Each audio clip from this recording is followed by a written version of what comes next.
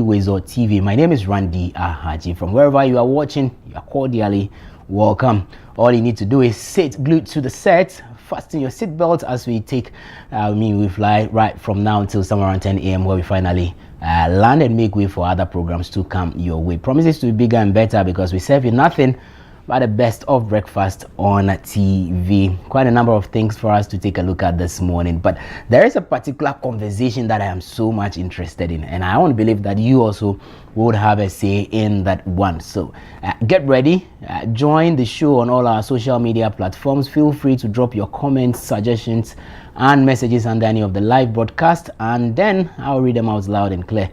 To get to the time where I also activate the phone lines for you to join the conversation and also have your say on the topic being discussed as well. Remember, the number is 055-269-7939. You can also send a text onto that particular number. Just as R2Bs began the morning with us, with keep trying, keep moving on like a soldier. Our motivation for the morning is simply taken from Jimmy Cliff. For those of you who know Jimmy Cliff, he said this some time back. He says that you can get it if you really want, but you must try, and try. You can get it if you really want, but you must try, and try. Yes, indeed, you can get it, but you can't sit with your arms folded and thinking that you get it. You need to go out hard for it. You need to work for it. You need to try the first time. You need to try the second time. You need to try the third time to achieve that goal. In all the trial stages, you need to correct the mistakes that you have committed in the first stage. You need to correct it in the second stage and ensure that you don't repeat the same mistakes in the third trial. That is the only way you can get that particular achievement or the goal that you have set for yourself. So keep trying. Don't give up. Quitters don't win. I always say it. If you quit, how do you win? You need to continue. For a fact that you have fallen the first time doesn't mean that you won't get to your destination. Even in races, people fall out of line, but they still come back on track and they make it to the last end. So why do you give up? Why do you stop trying? You knock on the door the first time, they reject you. And so what? You apply for that job, you are rejected the first time, and so what? You give up? You are not better than the others that were rejected in the first place. Keep trying. Maybe that door was not meant for you, or that space was not meant for you. Go to the other door. Keep knocking, keep trying, work hard towards it. And that's exactly what Jimmy Cliff is telling us. You can get it. Yes, that goal, that dream you've had overnight, you can actually achieve it. But you don't sit idle and watch it happen. You work for it. So you try the first time, you fail. The second time, you fail. The third time, you correct all the wrongs. Sometimes you can even fail more than 3 times. You can even fail more than 4, 5, 6 times. It doesn't make you a loser. Losers are the ones who quit along the line. Don't be a loser this morning. Keep trying. God is preparing that stage or that space for you to enter with ease, right? So if you are bounced the first time, make it no boy you cry. Don't get weary. Don't get tired of it. Keep trying. Go harder next time. Go harder again. Keep going hard like a gallant soldier, just like R2B said in that song. And that's exactly what Jimmy Cliff is telling us this morning. And that's our motivation for the day. But let's look at the weather condition. How is our weather panning out this Thursday morning? It looks cloudy at some parts of the country, but as it stands now, temperature is hovering around 27 degrees Celsius. Possibility of rain between now and 12, so high, some 37%. Sure that it will rain in some parts of the country. But in as much as we are waiting for that or expecting the rains, the temperature is also expected to rise to somewhere around 32 degrees Celsius later in the day, somewhere 12 noon, 1 p.m. thereabout. So as we always tell you, brace up for it. If you got to wear some light clothes before you step out, please do so. But always ensure you have an umbrella in your backpack or your bag. Anything that you carry, there should be that small umbrella that you can keep in that bag for you, just in case the rains decide to surprise you. You'll be fully ready for it. So that's how our weather looks like today. 27 degrees as at this morning. Some parts of the country already cloudy. Signs of showers this morning as well. So just be very careful as you step out. As I mentioned, the GMET told us that it's going to be very windy this season as the rains come, especially the southern part of the country. And in as much as the southern part is being seen as more, an area where the rains will be heavy with wind, up north we are told that the sun will be really, really, really hot out there. So from those of you watching from the northern part of the country, please, that's what GMET is telling us. And always remember to stay hydrated up there as well. Drink a lot of water. For those here in the southern parts, please brace up. And I always tell you, when you realize the rains are coming, please stay very far away from big or giant billboards, right? Find a good place, a conducive area, and hide. And for the drivers, please don't force yourself to drive through it. No, I mean, history tells us, history will remind us of all that has happened in the past. Those drivers who feel that, yeah, they've been driving for 20 years, 30 years experience. When you drive through it, history has taught us that, look, you fall into a ditch. So stay safe, protect the lives of the innocent people in your vehicle, right? No matter how slow the pace is, you will definitely arrive at the destination. So take it easy this morning, take it easy throughout the day, take it easy throughout the year. So that we can record incident-free journeys here and there. Yesterday, we celebrated the Ghana National Fire Service. We should be celebrating DVL. We should be celebrating the road safety and all that matter. The group, the stakeholders in our, what's the name? Road safety space. Please, drivers, very, very careful on the roads. That's all we want from you as well. The second quarter, hopefully, we are sure that we'll come out with some few numbers, right? We may not necessarily eradicate it completely, but we should be able to reduce it significantly. And that's exactly what we keep telling you out there every morning. So brace up. The interesting conversation I want us to have has to do with rent, right? The Rent Act is already there. It stipulates quite a number of things. How much are the landlords charging? For how many months? For how many years? Are renters able to raise the money to afford? A young man who completes uni is looking out for some small space. How much is he charged? It's a conversation we should be having this morning. And then even on our campuses, our tertiary institutions, it's becoming something else. Just yesterday, some news came as well that students have to, hustle here and there just to raise money to pay for their hostel accommodation. Charlie, where are we going as a country if rent is becoming very expensive? What else? And the question also remains, where are the regulators, the authorities? And as I mentioned, the Rent Act is already there. The people who are supposed to ensure that we manage that space well, are they well resourced? That's also another question we should be asking. So we have a good conversation this morning. Brace up for it. We'll take a breather. When we return, I'll introduce my co-chefs, and then we set the ball rolling. This is the WoezorTV Breakfast Cafe. My name is Randy Haji. Stay with me. There is more after the break.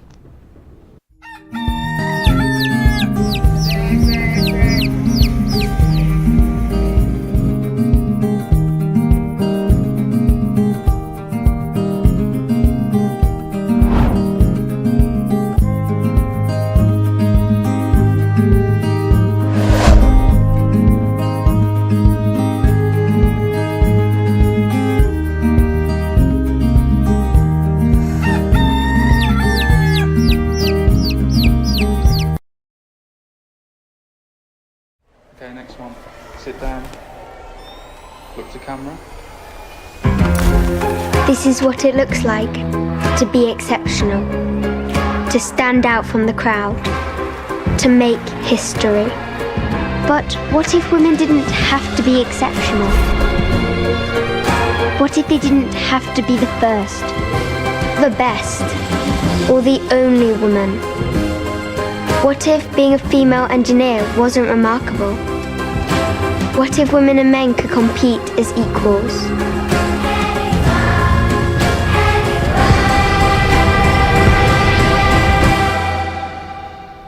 I don't want to make history. I don't want to be the only woman. I want to be one of many.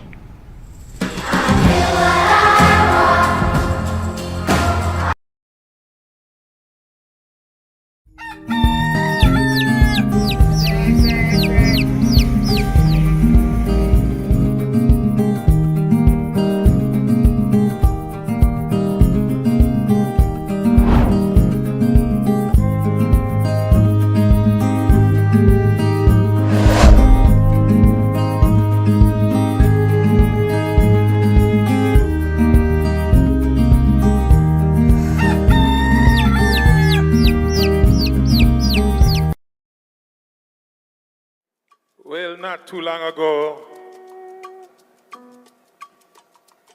the great President John Mahama went to the United Nations and spoke for my people of Jamaica and the Caribbean and the Americas.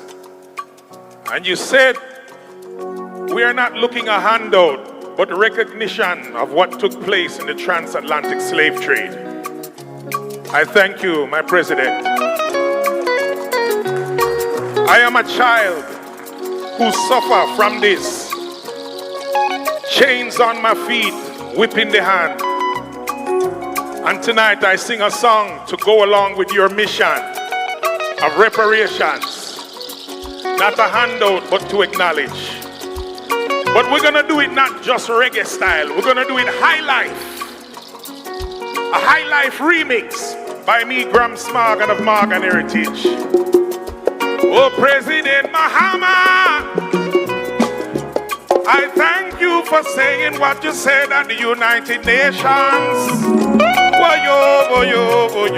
Reparations, justice must come.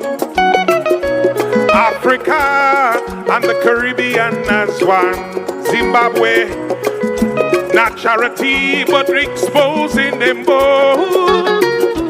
Now a new day of justice is born.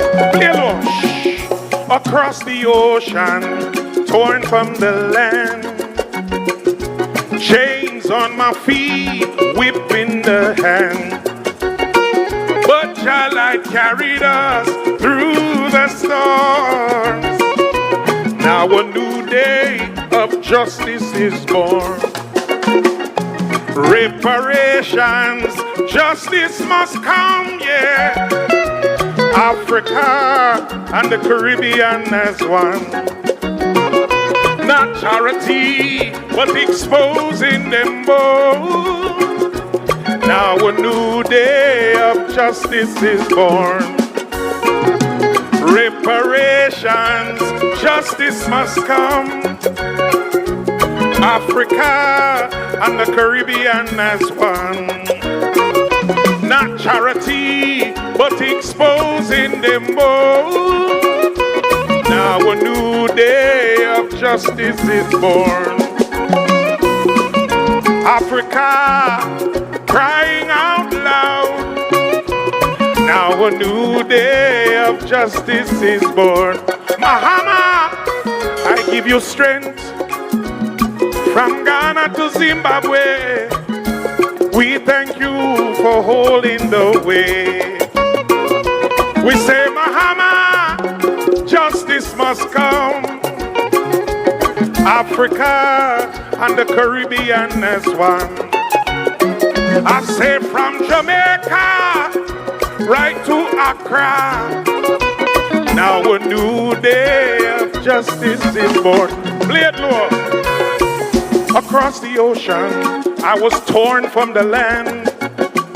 There was chains on my feet, whip in the hand. But your light carried us through the storms. Now a new day of justice is born. Mahama, Africa, and the Caribbean as one. Now a new day of justice is born. Papa Mahama, Africa is crying out. Now a new day of justice is born. I love you. Much love from Jamaica. Ooh yeah. We say Mahama, justice must come. Now a new day of justice is born. We say, Mahama, justice must come, yeah. Now a new day of justice is born. Reparations.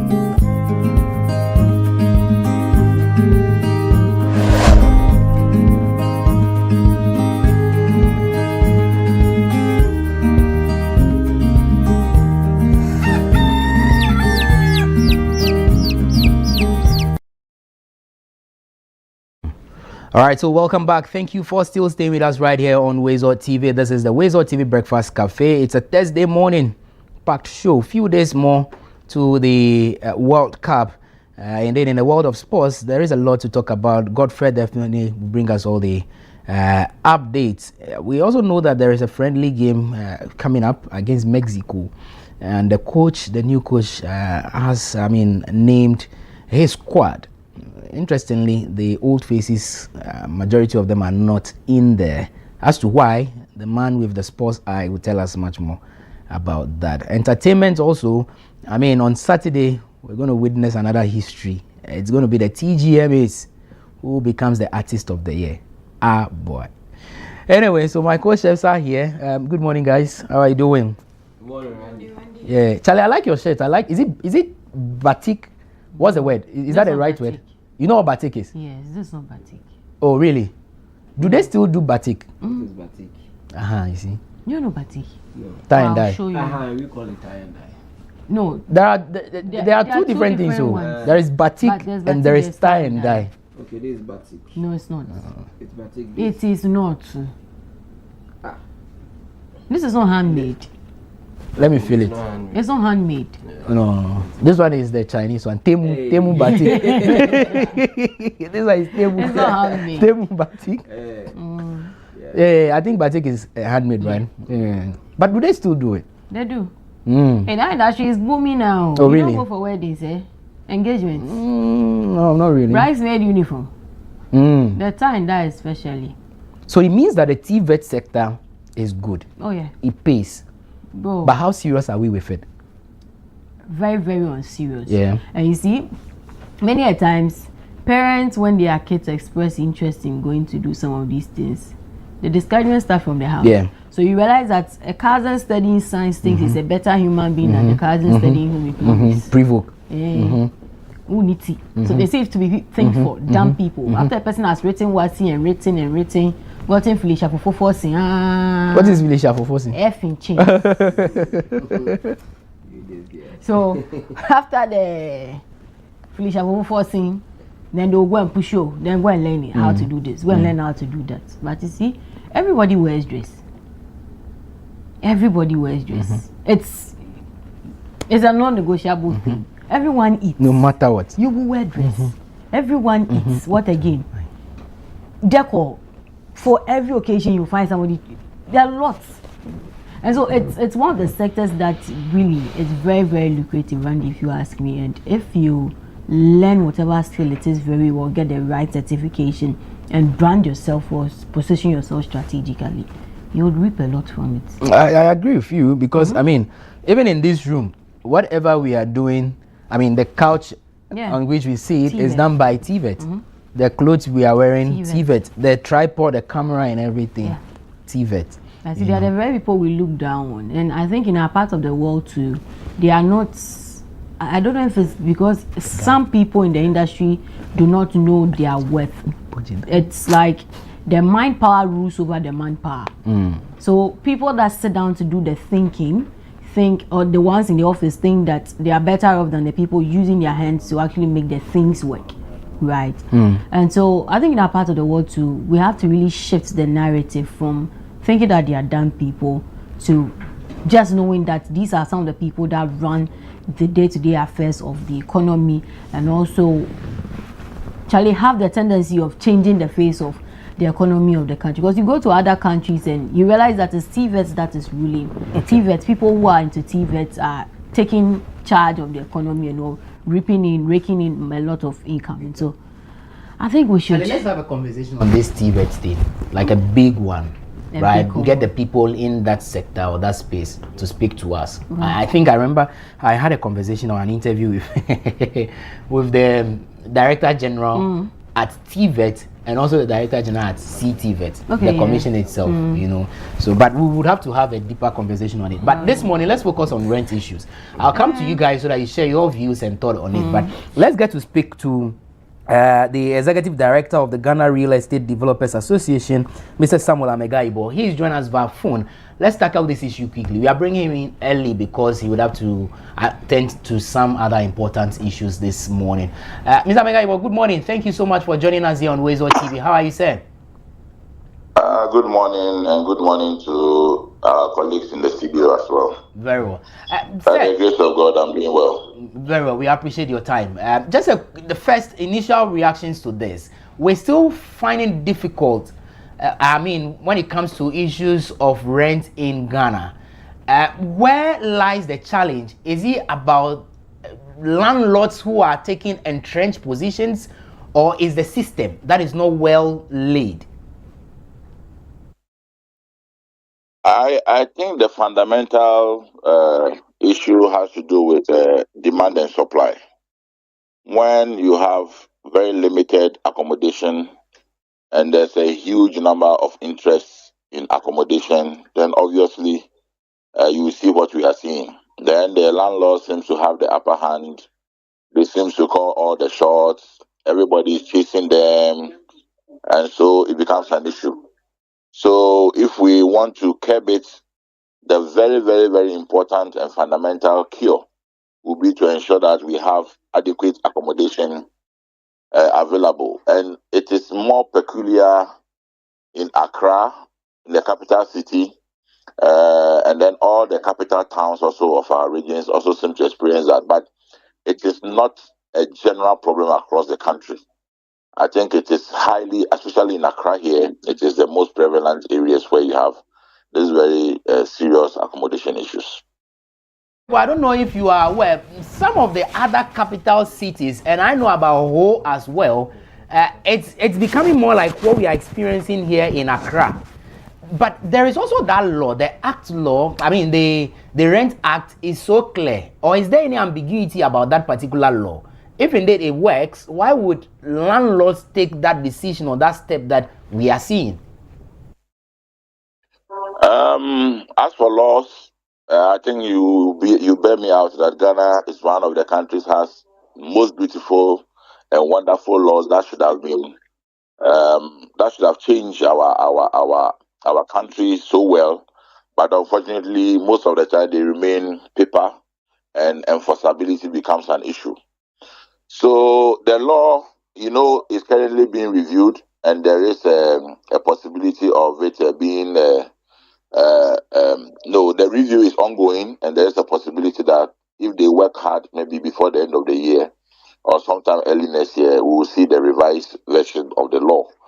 But as the law stands, most landlords sometimes don't even understand or don't even know what the law says. Most of them don't even know. They need to be, brought to speed on some of these things, which will become the responsibility of the rent control officers and then some of us who are in the industry to make them understand.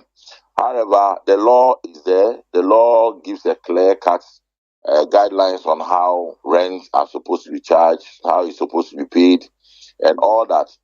However, both the payer, who is the rent payer, and both the receiver, most of them don't really understand the laws that govern rental. And so we are caught in the web. People are doing their own thing. Nobody is also checking them. And so it keeps going on and going on. And where the issue of the demand and supply kicks in, then it becomes almost impossible to deal with it. And then the numbers are also huge. And even the law, the organization or the entity or the state agency that has been given the mandate to handle this itself is not equipped and has the adequate logistics to enforce the law. And so it has become, the norm. And so we have flouted the law and continue to flout the law as if there's nothing guiding us. Mr. Mengai, this is actually creeping into our tertiary institutions. And the reason why we even brought this conversation is about what we saw yesterday on some campuses. The misunderstanding between students and, hostel operators or owners. Why then do we even have this on our campuses when indeed these are schools? I I didn't get that question. Okay, why do we have what on the Yeah, campus? I'm saying that the same challenge we are faced with in town, I mean, like you mentioned, that the rent issues are already in town, like the capital cities as well. We are seeing similar things happen on our school campuses, especially the tertiary institutions, the universities. They also have their hostel fees skyrocketing. Why that? That is an unfortunate situation, and it still doesn't take away my earlier comment that when there is high demand and there's a deficiency in the supply, then this issue will continue to grow. However, I would have expected that the hostel fees, which are being guided, which are being paid for by the school bodies themselves, should have been more affordable to the people, looking at the affordability capabilities of the student that they are working with. But they will also tell you that the economics of scale, the markets may not support some of the rate that we expect, and so they have fixed their fees according to what is manageable and what is. So that one becomes a bit difficult. Each institution does their own assessments. However, we want to believe that institutions that belong to the states should not become commercial centered. They shouldn't charge their fee as if they are running a business to make so much profit at the detriment of the reason why they were established, that is to give affordable education opportunities to the citizens. And so if any institution is charging exorbitant hostel fees in the name of commerce and trying to make business out of every situation, I think that is rather unfortunate, and that must be kept. What rather happens is that when the student accommodation on campus, which is provided by the state, is not adequate to provide for the people, then they resort to private hostels, and the private hostels they are running commercial business, and so they will want to do their pricing a little bit higher than what the government institutions will be given. However, we also want to entreat them that they should also understand that it is important to make things available, make it affordable, make it moderate for more people to come on board than to charge exorbitantly and scare a lot of people away. I mean, you cannot want to be in business in the name of just extorting money in the name of making maximum profit at the detriment of also assisting the economy to grow.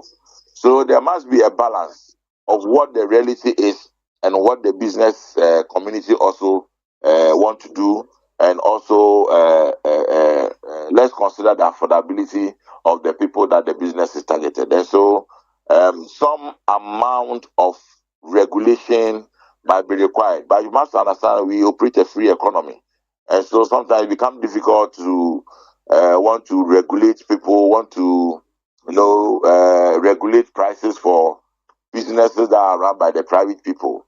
However, I sincerely believe that there must be a balance between free economy and extortion and overpricing of goods and services. Is that not where the government comes in? Why would government not invest heavily in housing projects? That exactly is where some of us have been calling for. If you know or you've been following this trend, that there was a government intervention to assist people to get money to go and rent properties. I don't know whether you are aware, an intervention that was brought in by the previous government to assist public workers, servants, to get money so that they can go and pay rent in advance. And some of us spoke vehemently against this policy, that any intervention to assist the citizenry to be able to access accommodation is fine. But we thought that was not the best approach, in the sense that the number one cure, as I earlier stated, was to make accommodation more affordable. So you have a law, a rent law, that says that rent should not be paid more than 6 months in advance. And that law was passed by the government. It has been in existence for a very long time. And then a government also come into place. It says, oh, I'm bringing an intervention to assist people to pay rent in advance. So come to me, let me assist you to go and pay rent in advance for 1 year or 2 years. We thought that was a very defeatist approach and was not the cure for the solution that we are looking for. And so let us, as a nation, channel most of our energies and resources to ensure that the private sector is assisted, like greater members who are building houses are assisted in one way or the other to bring the cost of their houses down, to make houses more available on the market. And the issue of rent will be cured by itself. I mean, there will be so much accommodation that the landlords will have to look for you and beg you to even come and take the accommodation. And there will be clear competition on so much availability for the people to choose from. And this issue of exorbitant rent and extortion and all these things will be cured. But unfortunately, sometimes our governments don't listen. They just want the shortcut. They don't want solution for the long term. They don't look for the long term solution and just do ad hoc interventions that end up compounding our problems and giving us long term solutions to our problems. Now, let me even take you back to this. What do these landlords consider before they charge? I mean, is it about the building materials, or what exactly, causes the increase or in the exorbitant fees that they charge as rent? I think to put all this together, one would say the issue has to do with costs. The cost of where they bought the land. You know, the land cost is heavily dependent on the location where you find these lands. You can find land in the prime areas and in the center of town, and you have to pay very huge sums of money to be able to acquire land in strategic locations. So that is a very clear factor. And then we also come to the cost of the building materials themselves. I don't know whether you have tried building yourself. You realize that the cost of building materials is not a joke, and we are mostly saddled with increments and then importation taxes here and there, and continue to increase the cost of the building materials. And then the other very serious factor, which by the grace of God is getting better, is the cost of money. If you don't have money to build, any money yourself to build, and you have to go and borrow from the commercial banks to build, and then you are aware of the interest rate, it is so huge. And so, I mean, putting all these three major factors together, it doesn't come easy to put up structures. And then you have to calculate your recovery of your investments within a period. One will have to find out how much you have put into it and what are your charging rate to ensure that within a certain period of years, you should have recovered your investment. And these are the real challenges that sometimes makes this wholesale accommodation look expensive. And then also the lifetime of the property must be maintained. You don't just build and that ends it.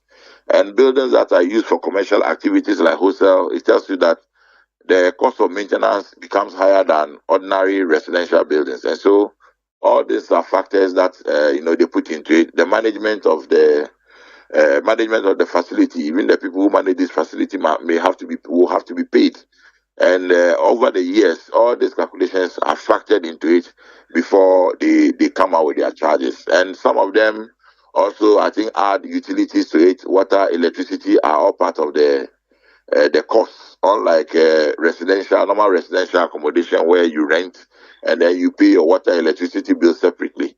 But this one, because of the nature of the service you are providing, they normally factor it into it. And so we have to look at it from that angle. That is not sometimes just only paying for a place to sleep, but it's a combined billing system that they put together. And sometimes these are some of the reasons why this is maybe high as you see it. Okay, well, thank you. But how about this consideration that there should be a cap on rent? So, for instance, if you take East Legon, there should be a particular pricing window for all landlords in that space. When you go to, say, Choco, there should be a particular, capping for all, accommodations or rent in that area as well. Wouldn't that augur well for, both parties? So, in actual fact, that is what the rent law provides for. The rent law provides some guidelines and also provide that rent cannot be charged or cannot be increased without evaluation work done by the Rent Control Office. they are supposed to have professionals who are property valuers, who are able to determine, the value of properties and including locations that you are talking about. These are all part of the considerations when they are doing the valuation. And when these valuations are done, it is based on these valuation reports that provides the yardstick and the basis for some of the rents that are supposed to be charged. But as I tell you, this law is on paper, but in reality, it has not been applied. And that is where the challenge is. And so it will be difficult for me to say whether the current rents that people are paying actually meets the valuations or the criteria that the valuation report would have suggested.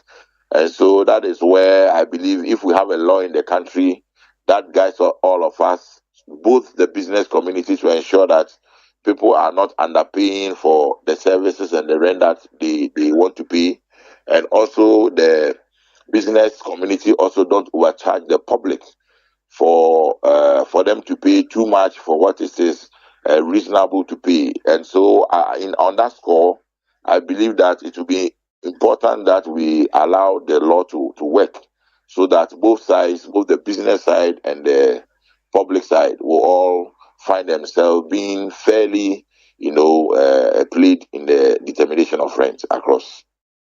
All right, Mr. Megaibo, finally, what will be your recommendations in the interim? What should be done to bridge that gap whilst the review of the Rent Act is being done? Well, when there's a law and then there's a review, it doesn't mean that there's a lacuna. I mean, until the law has been reviewed and the new yardsticks or new provisions are prescribed, the law as it is still the law. And so I want to suggest that those who have been given the law to act should be up and doing and be acting with the law. I also want to entreat the public, especially the business community or those who have done their best to provide accommodation for us, not to be extortionists, not to be greedy and selfish, but they should be realistic in their demands and charge realistically. And then those of us who are also paying should also do our bits and ensure that we do all this things based on agreement that's assigned between the two parties. Don't do off the counter agreement without on the counter agreement with anybody where there are no basis for contractual agreement between you, landlord and tenants, for what rent you are paying and all. And these days, if you also know, the rent control law advises that all rent tenancy agreements, for example, are supposed to be lodged, or copies are supposed to be lodged with the rent control officers. But as I tell you, because they have logistical constraints and they don't have the staff capacity to deal with it, they have allowed this to go on for a long time. And so it has given room for people to take advantage of the situation and become extortionist. So let us all put our hands on deck. The law enforcement bodies should be up and doing. We, the citizens, also should have a sense of responsibility and try to behave responsibly. And I'm sure this is the best way we can move forward. And also for the states, it will be important and most prudent that the state takes steps to ensure that there are certain interventions and structures that will make it more affordable for properties to be built either by the private sector or government itself should ensure that there's enough accommodation in the system. We have sufficient information and data about the demographics of the population. And so government knows where high accommodations are needed, and they should be up and doing to ensure that these things are made available as much as possible. Thank you so much, Mr. Megaibo, for your time this morning. Thank you also for the opportunity. Very well, very well. We should be having this conversation in person when you are available. But Mr. Megaibo is the Executive Secretary of Grader, and he has jumped onto this conversation. If we are, hopefully we should be getting somebody from the rent control itself to also share their views on this. But guys, you listen to Mr. Megaibo. He has explained what we need to know as far as the challenges that all of this brings. He mentioned the location of the accommodation is also an issue. Yeah. So if you are going to rent in East Legon or Trasago is still is in East Legon or Cantonment, name those areas. That pricing will be different from Medina. But why? We have made it so. Exactly. We have made it so. And he made mention about one economical aspect, which is the demand. Yeah. Whenever there is high demand and there is the supply need to get the equilibrium, you have to increase the you need to achieve the equilibrium. Yeah? You need to allow me to use my economics this Hey, Charlie, the way he's speaking bravo this morning. You didn't do a concept. Oh no. Okay. Let me educate you. Please do. Equiwa. I'm sorry. Just the one that they draw. Yes. Yeah. The one that you draw. Yes, the demand curve and all those things. So when you want to achieve that, because you don't have much to supply, you have to increase price. Yeah. You know, demand is driven by price. Yeah. So the higher demand, we assume that the price is lower. And so for you to, meet the demand, you have to increase the price to deter others from coming. And that's what is happening. So if you take the schools, for example, you go to the universities, there's so much demand for hostels. Yeah. About 20,000 people, 10,000 people coming in, and the school cannot afford that. So they will have to resort to private hostels. So then how do we also come in and ensure that we get the people, like he also said, it's a business avenue. People have to milk them. And so one greediness also comes to play. Profiteering. Exactly. You need to make much money. Take cocoa season, go to Winneba. They will tell someone can leave his room for you to rent and be perching you. In the porch. Yes. Just to get money from you. So it's like the only avenue, or one of the biggest avenue that they want to make money. And hostels and all these things, it pays. You build a house over 30 years and it still gives you money. All that you need to do is do what? Maintenance. And the annoying part is you built a house 10 years ago with the prices of cement on these building materials on different. So Mr. Mengai mentioned the pricing of materials as well as one of the factors. But then you can't tell me that the prices today is determined a house that you built 10 years ago. Okay. Because it's already built. You already built it. Yes. But people still do. If they increase price of cement today, the rent goes up. It goes up. So you ask yourself, what will you use that money for? They will tell you maintenance. Well, sometimes we the tenants even do the maintenance. Exactly. So it's the profiteering that you made mention of it. People want to make money from it so much that look. There is that part where I asked the question about government taking up that role, and it's the same thing we keep talking about the transport space. I'll come back to you on that, but now share your thoughts. You listen to Mr. Amega Ibo on that, and he says the laws are there. Oh yeah, they are. Yes, but if you go to landlord A and the landlord says, it's my own building. It's my own building. I'm renting it for 1 year at 2,000. Recently, I faced that as well. The guy is like, okay, 2,000 a month, but if you are willing to pay for 6 months, that's fair. So he was, I'll say smart enough to say that, okay, instead of 1 year, he's increased the monthly pay to like 2K, and then you pay that for 6 months. No. So if he says yes, that's his payment plan. What do? Do you move to another house? Will you get? You are in need of it. Exactly. And you see, welcome to Ghana, where we have beautiful laws, but we do not implement them. And for the landlords in Accra, Andy, it is how they will quote. You will see the amount per month, and then they will tell you 2 years advance, and that's the least you are getting. Some people can be generous enough to tell you 1 year, but look at the 6 months person paying 2,000 Ghana cedis for 6 months. That's what 12,000, right? What are they going to add water? Is it free water and free light? No. You will pay water. You will pay light. Yeah. You know that thing that annoys me as part of it. You pay for boiler. Yeah. Of course. Yes. You will repair the bulbs. Yeah. You will replace the bulbs. Yeah. You will repair water heater when it. He's just giving you his building. Not finished.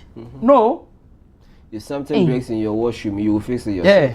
So that's the maintenance you talk, the petty one. You do them. But then you made mention that why government's not stepping in this provided? Well, yeah. I mean, government for the affordable housing. The Randy, and all those let me not cut you, Godfred, but we've seen affordable housing in this country. They say it's affordable, but how affordable is that affordable housing? Exactly, it's true. How affordable is it? You go to areas and they quote it in dollars. They quote the affordable housing in dollars. Are you? Hey.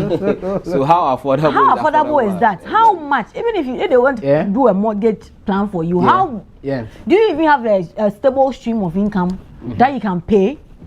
You go to Medina now, and Randy, it's terrible. Landlords have ejected tenants from the house, and one single room they've made on my year no hostel, it's a 4 in a room, and one person is paying like 3,000 for a semester. I'm like, why? It's true. Why? And you get, it's not even just around Medina, areas where there are these schools, universities. Yeah. The landlords now, they don't take tenants. Yeah. They are taking the students because they know the students are going to pay a lot. Yeah. Because the school hostels are not enough to accommodate them. They would seek to go outside to get accommodation. And why? And this is not just in Accra. No. When I went to Ejumako, it was the same. The school's hostel, already occupied, not big, because that's even a satellite campus. Yeah. Now we were forced to rent in town. When I went to my landlord the first time, he asked one question: are you a student or are you a worker? The person who took me there was smart and told me to tell the person that I did work. If I had told him I am a student, the price would have been different from that of a worker. Yes. Because they feel the students are in dire need of faith. Yes. So no matter the amount of money you quote, they will surely get it. Exactly. And that is where the government intervention comes in. Government is not going to buy land again on campuses. If they are going to take land for schools, they take vast land. Let's even look at University of Ghana. Look at how big, that's a whole community on its own. Right? So why are we unable as a state or as a country not able to get a particular vast land on that same premises or that same area to build hostels? It is about planning. There's no money. Generational thinking. There's no money. How? So you build one, whatever you recoup from that goes into the building of another one. And that is what private house owners do. Yeah. You build a single room today, you rent it out to now. The dividend you get from that, you reinvest it into another building. So by the time you realize you're having about 5 single rooms self-contained. But Randy, even if not the government, in the university, on the university campus, there are hostels. Yeah. They take money. Yeah. And so what do they use that money for? No, those. Why can't they invest that? So it's Ghana Hostels Limited or something. Yeah. Why can't they invest that money, as you are saying, into building others? But you see, they can't do it all. We are looking at a demand over 100%. No, but we start from somewhere. Yes, but they are doing something. We have teachers' hostels. If you go to UCC, they have one. If you come to EW, they have one. So government can't do it all. And this is an avenue that you are going in to make money. But you know what I'm saying? The point of government is that, you see, this is a very booming venture, business venture, just like Mr. Megaibo mentioned. And that is why the private people are entering into it. But I'm saying that government, it is easy with government to do it. Because government can easily have access to loans rather than you, the individual. Government can go in for loans, I'm just saying, and invest in that sector. Just like what we have seen with the transport sector where they've gone for those buses. Government can still do it with loans rather than individuals. And I feel if they are strategic about it, if there is a deliberate attempt towards it, it will reduce. Now we're talking about affordable housing. What is happening to the ones that we already have? Where is our state housing company? I hope you understand what I'm saying. Get it. They are supposed to be in charge of all of this. Yeah. And when do we still have the houses? Okay, fortunately we know there will be grounds breaking for one in Kumasi, I think on Saturday or so. Yes, but what extent? Can they meet the demand? What will be the pricing? Are we still going to price in dollars? Are we paying? I mean, us in this room. Yeah. Charlie, if they say pay 5K for a month, can you? How? How can I pay Jonas 5K? Is laughing. How can I pay 5K for a month? Even 2K. Can you? Can you pay 2K? I'll rent a container. Okay. All right, guys. That would be too much. Let's take a break. When we return, we'll activate the phone lines. Then the viewers will also join the conversation. We're still working on the lines to see if we can get somebody from rent control to jump on this. But get ready. Right after the break, we'll activate the phone lines for you to join. This is the WoezorTV Breakfast Cafe. There is more after the break.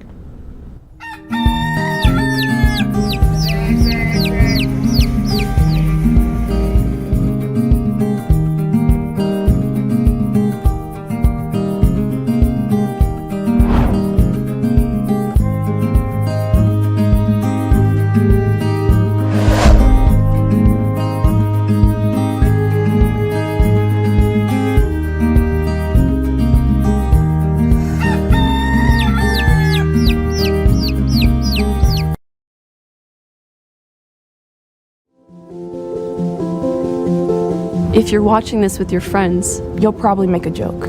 Because you know what you feel on the inside isn't what you want people to know. If you have to pretend to be happy, find someone you trust and tell them. If you get mad at things and you don't know why, or have thoughts about hurting yourself, find someone you trust and tell them. You are never alone when you share. Seriously, people care about you. It's okay to not understand what you're feeling. And it's easy to think that you're all alone. But you don't have to be. You're never alone when you share. Don't be ashamed to tell someone you trust what you're feeling. You're not alone. You are not alone. Find someone you trust and tell them. Tell a parent. Tell a teacher. Tell a brother or sister. Or just tell a friend. You haven't done anything wrong. Talk to someone. Talk to someone. It's how things get better.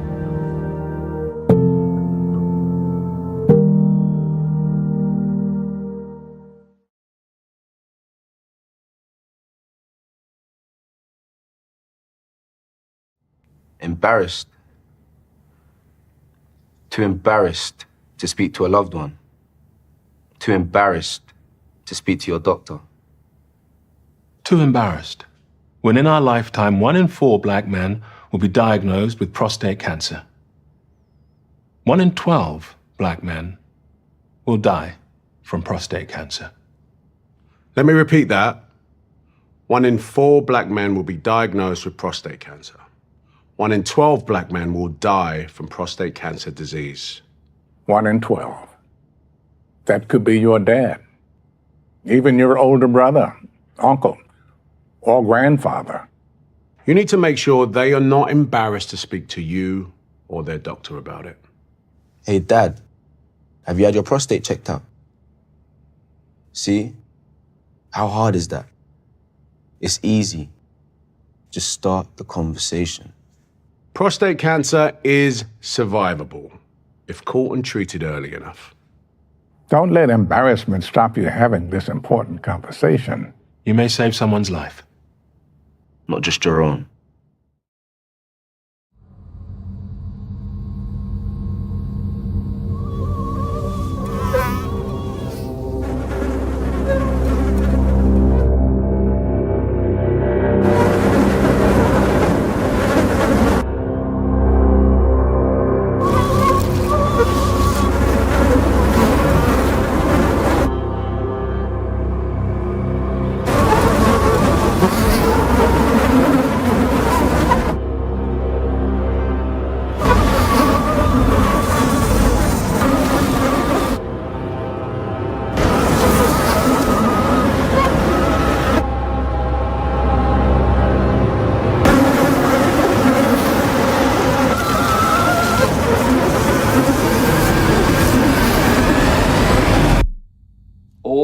We can be the generation that ends it for good. Malaria must die, so millions can live.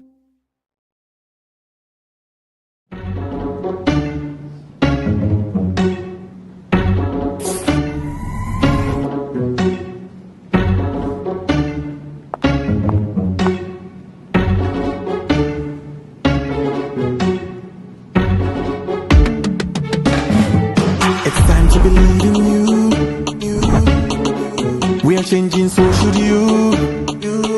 If you're dreaming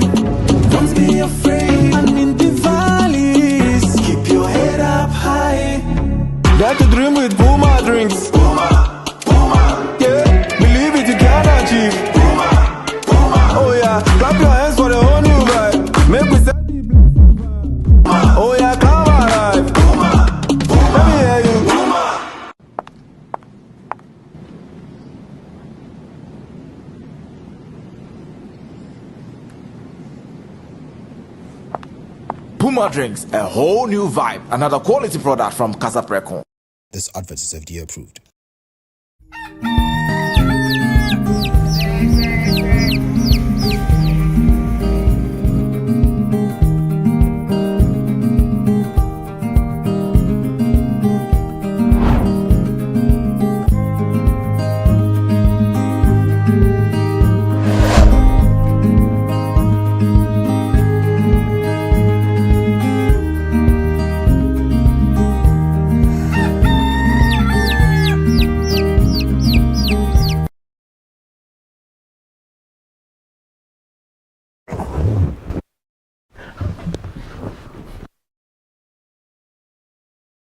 Thank you for still staying with us right here on WoezorTV.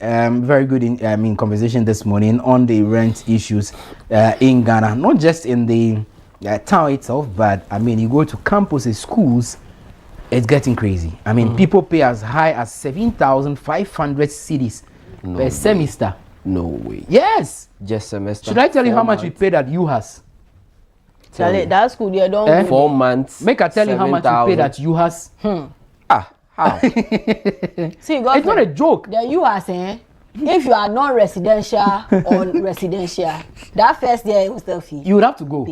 Maybe it's and that is what I don't even understand. Is it the hostel for the school? It's for the school, and apparently for first year you have to be in the school system. Then the rest you will find your way out. See, if Randy stays at Sokode and is going to UHAS, he might not know the distance. Well, but Sokode, the school is even in Sokode. So even if he's behind the school and he decides to walk to school, being non residential, he will pay that fees. That because fees, you are a first year, 7,000 for a semester. You will pay. You don't have a choice. Oh, come on. Obape. Yeah, and that is the 70 million for a semester. Yes. Yes, that is what we are faced with in this country. As young as we are, you just graduated from university. Then you come back You've and not write had job, applications and then you are now struggling to get job. Then the landlord is telling you to cough out 12,000, 24,000 because you need, I mean, not even a decent place, a single room self-contained, or a single room with some small porch and bathroom somewhere. Those of you that have family houses, stay there. Don't rush out. If you're maybe we should. Those coming to Accra, we should carry our houses back on our heads and bringing them to Accra. But Charlie, let's be cautious. Let's activate the phone lines quickly. Let's hear from you, watching as well. What do you think about all of these issues with rents in Ghana? What must be done to change the narrative? It is hand go, hand come. And you see, also, we can't necessarily blame the landlords because, truth be told, it got to a point, a bag of cement was how much? Randy, a little over 100 Randy, we can blame them, but what we can do is we can't impose the charges on them. That's fine. Yes, because you can't tell, unless I built the house last year, that I can use that for this year. No. These hostels are 30 years, 50 years ago, when a bag of cement was 12 cedis, 10 cedis, 30 cedis back then. So you can still use today's prices for what you did 10 years ago. I mean, how? So you can blame them, but we can impose those charges on them. So where does the imposition come in? Is it with the law? And so I'm saying the imposition in the sense that yes, something needs to be done. Like you said, the capping. Yeah. Yes, you can give them a little bit of limitation. You can go beyond this, except, and you know, because those who make the law are beneficiaries, they will make an exception. So accept this. So they will be in the exceptions, and it will still be the same. 055-269-7939, 055-269-7939 is the number. I think we've got a first caller. Hello, good morning.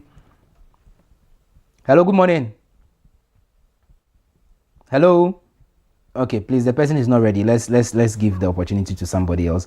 Please, when you call, don't listen to yourself through the TV. Let's speak directly through the mobile phone, okay? So that we don't delay too much. We don't hold the others who are trying to join the conversation. Just speak to us directly via the mobile phone. You can just walk away from the TV set. Allow the family, allow the friends to watch Yes, daddy is on, mommy is on. You are the one talking, but please move a little bit away from the TV so that you can hear what exactly we are asking.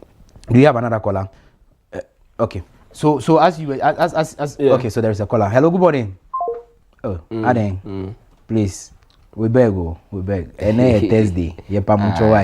Smooth right. Those of you who want to send your text as well, the number is 0552697939. Feel free to drop your messages under the under any of the live broadcast as well. We're talking about rent in Ghana, you know. So he spoke about okay, there is a caller. Good morning. Good morning. Please, your name and where you calling us from? I'm Eunice from Agnes Metro. Okay, Eunice, let's hear you. Okay. Concerning the renting, when we are going to rent a house, you could see that this house is almost 50 years old, and the price will be at least reduced to some level.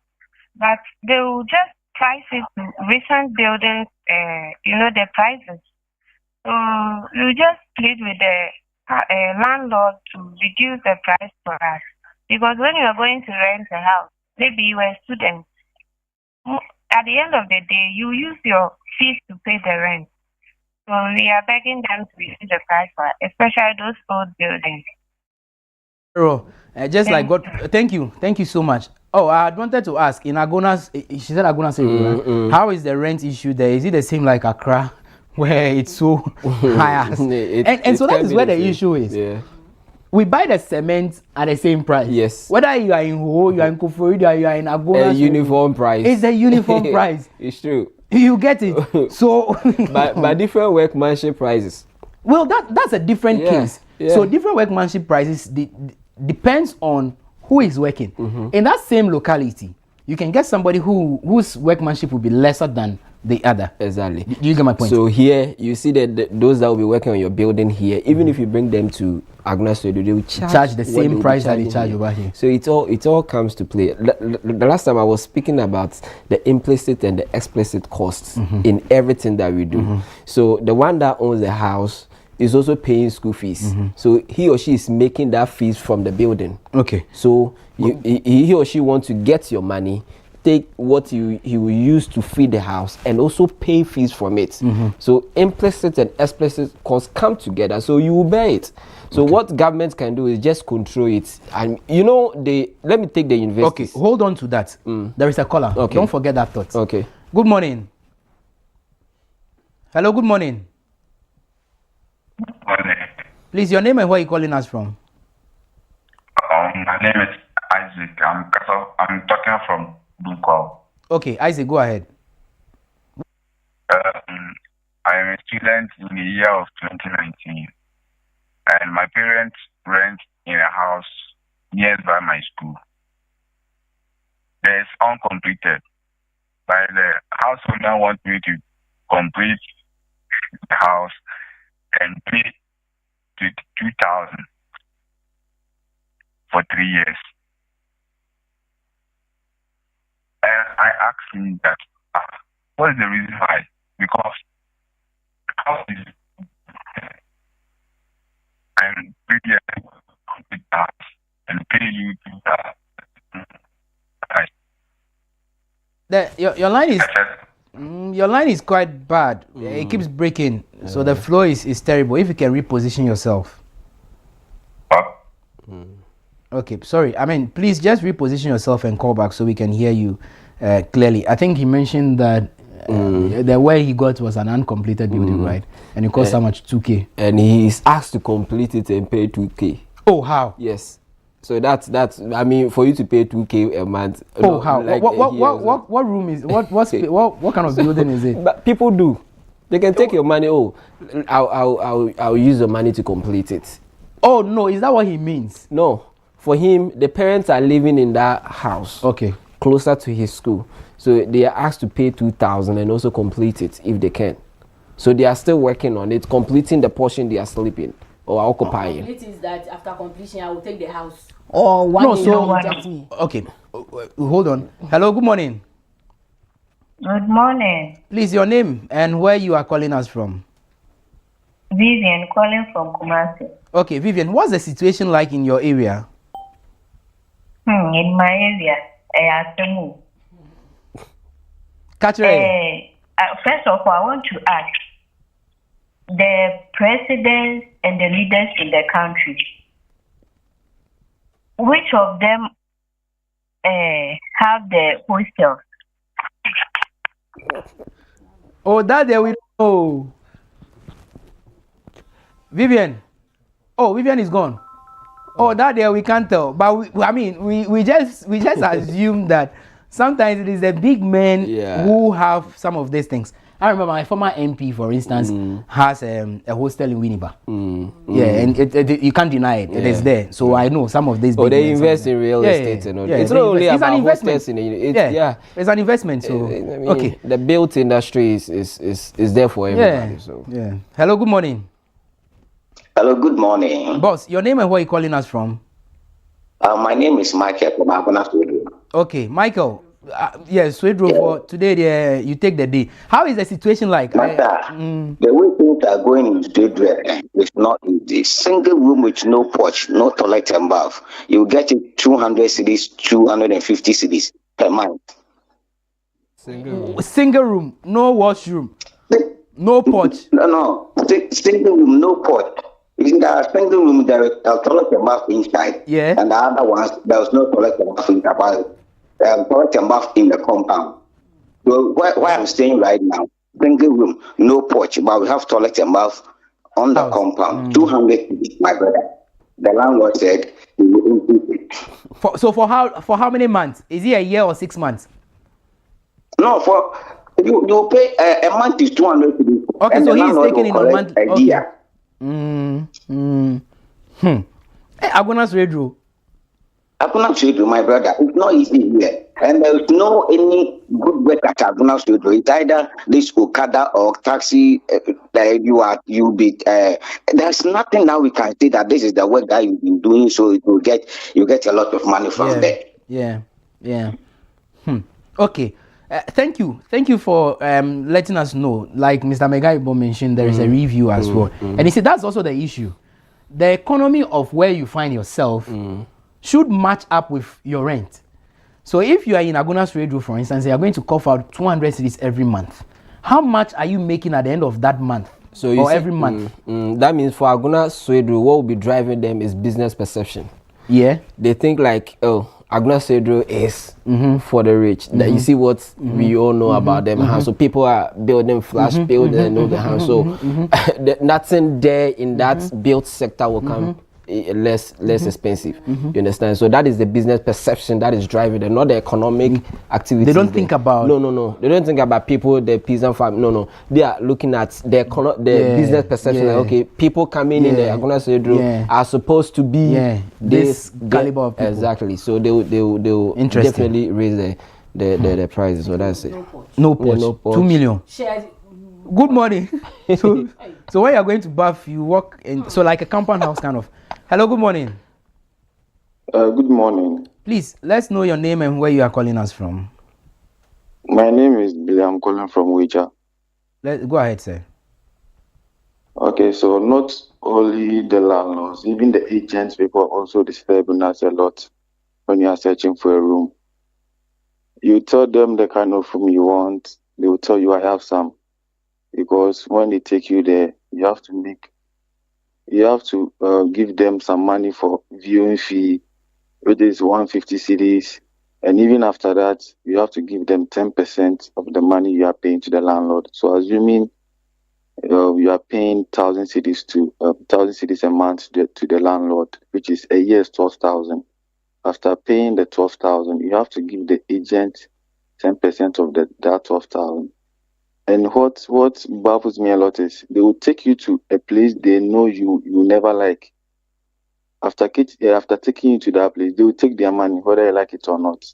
And trust me, the rooms, like nowadays, like rooms are very expensive here in Ghana. Yesterday, I went to make payments, and I was you looking at the area and the kind of price they are giving the room to. Like it's very expensive. So maybe they can do something about it. I think it's going to help us a lot because you can work the whole year. You can work the whole year and use your money to pay for rent. You understand? The money you saved, you end up using all for rent. So for the rent, that it's killing us, the youth in Ghana, a lot. We that we are renting in Accra, we don't have to pay rent in Accra. It's killing us a lot. So if we can do something about it, I think it's going to help us a lot. Yeah, thank you so much. Thank you. It's very important we even brought this particular conversation. Now, before we even started, agent. Huh.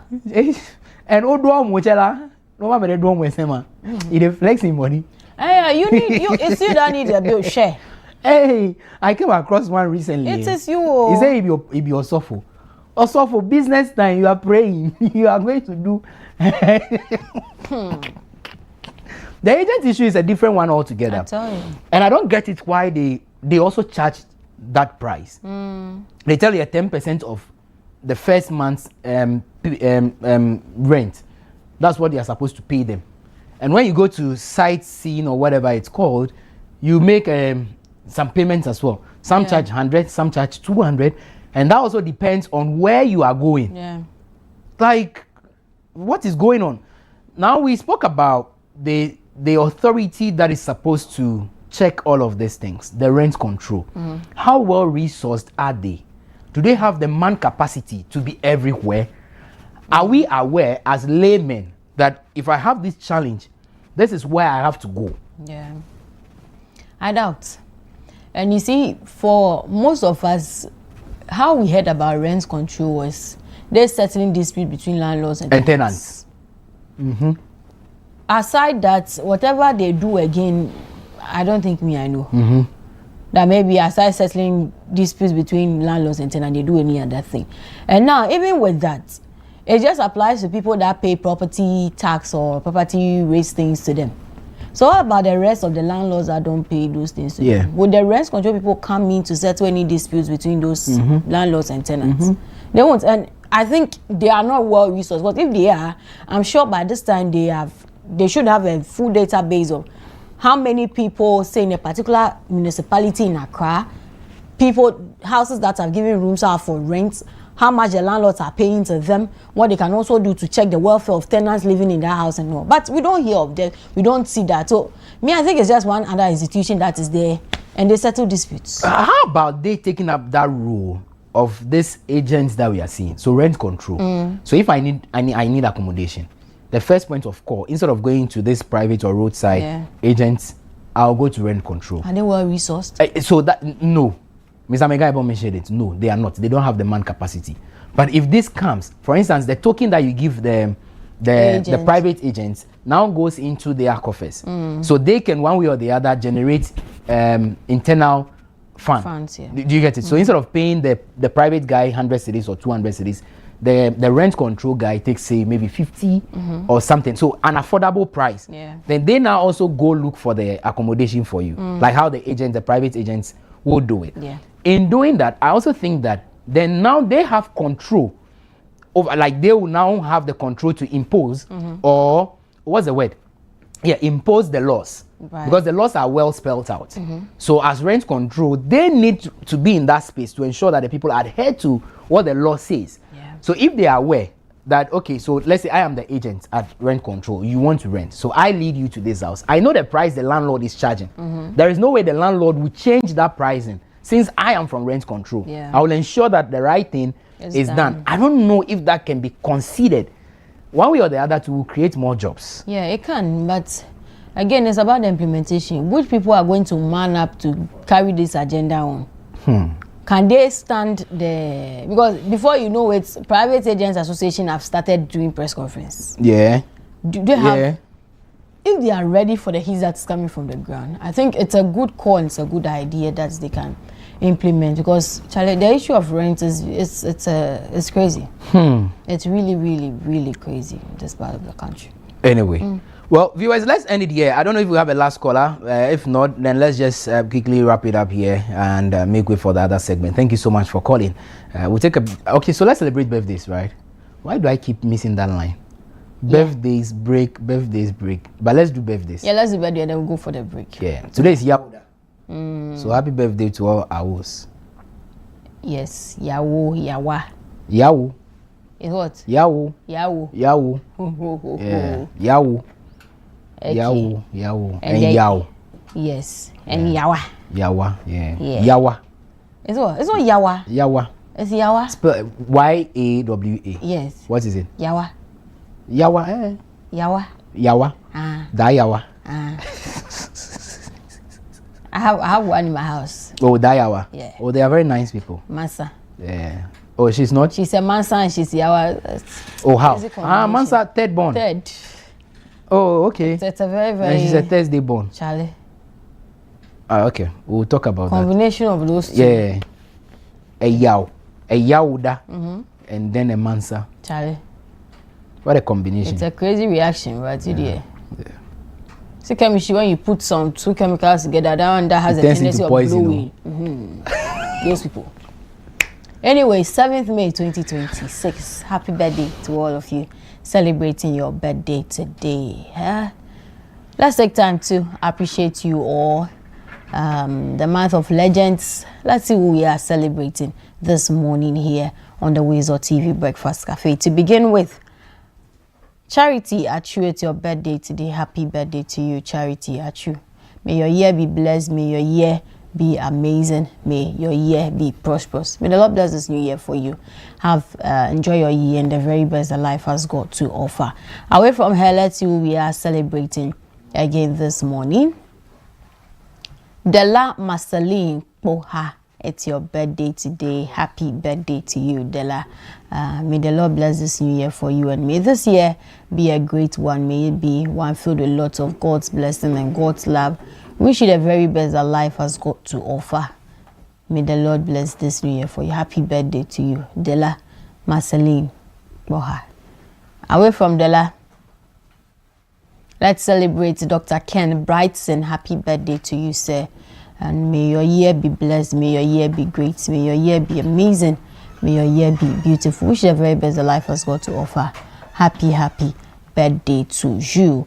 And away from him, let's see who we are celebrating. Herbert Gillard, it's your birthday today. This is coming from the Stay Focused twins to you. They wish you a blessed year, an amazing year. Continue to be that sweet human being you've always been. Yeah, wish you a happy, happy birthday. Away from Herbert, let's see who we are celebrating again this morning. Jessica Viku, it's your birthday today. Happy birthday to you, Jessica Viku. Jessica, I love you so much. I appreciate you. And I wish you the very best that life has got to offer. May this year be a blessed one for you. May it be a great year filled with a lot of God's love and blessings. Have a blast and enjoy your year. Away from Jessica, let's see who we are celebrating again. Kobe Frimpong, it's your birthday today. Happy birthday to you too, Kobe Frimpong. May the lines fall in pleasant places for you, and may all that you do in this year and beyond be successful. Away from Kobe, let's see who we are celebrating again this morning here on the WoezorTV Breakfast Cafe. Do you still have some more? Okay, Marvin Afari Champon, it's your birthday today. Happy birthday to you. This wish is coming from Pastor Samuel Hinting. Yeah, happy birthday to you. Wish you a very better life has got to offer.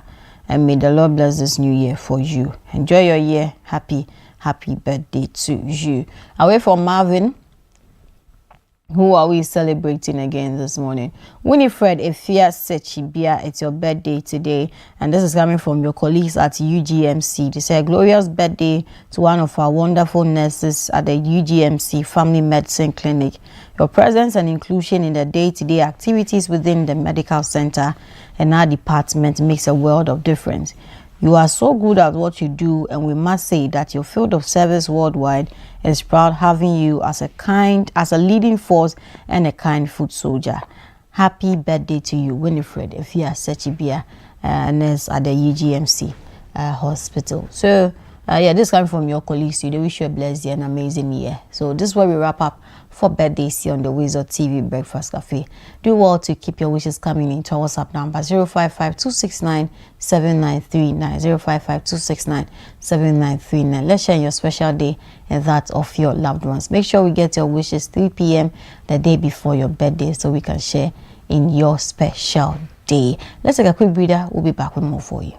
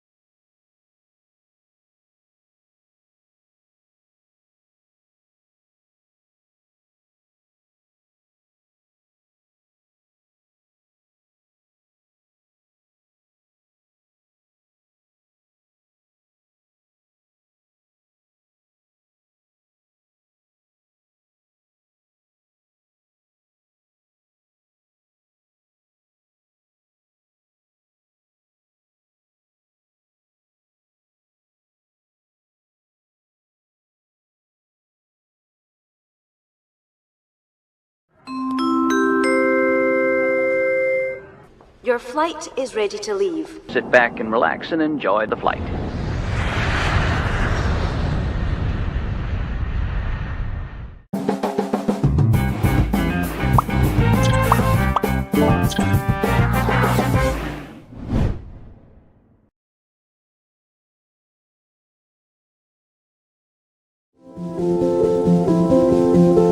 If you're watching this with your friends, you'll probably make a joke. Because you know what you feel on the inside isn't what you want people to know. If you have to pretend to be happy, find someone you trust and tell them. If you get mad at things and you don't know why, or have thoughts about hurting yourself, find someone you trust and tell them. You are never alone when you share. Seriously, people care about you. It's okay to not understand what you're feeling. And it's easy to think that you're all alone. But you don't have to be. You're never alone when you share. Don't be ashamed to tell someone you trust what you're feeling. You're not alone. You are not alone. Find someone you trust and tell them. Tell a parent. Tell a teacher. Tell a brother or sister. Or just tell a friend. You haven't done anything wrong. Talk to someone. Talk to someone. It's how things get better.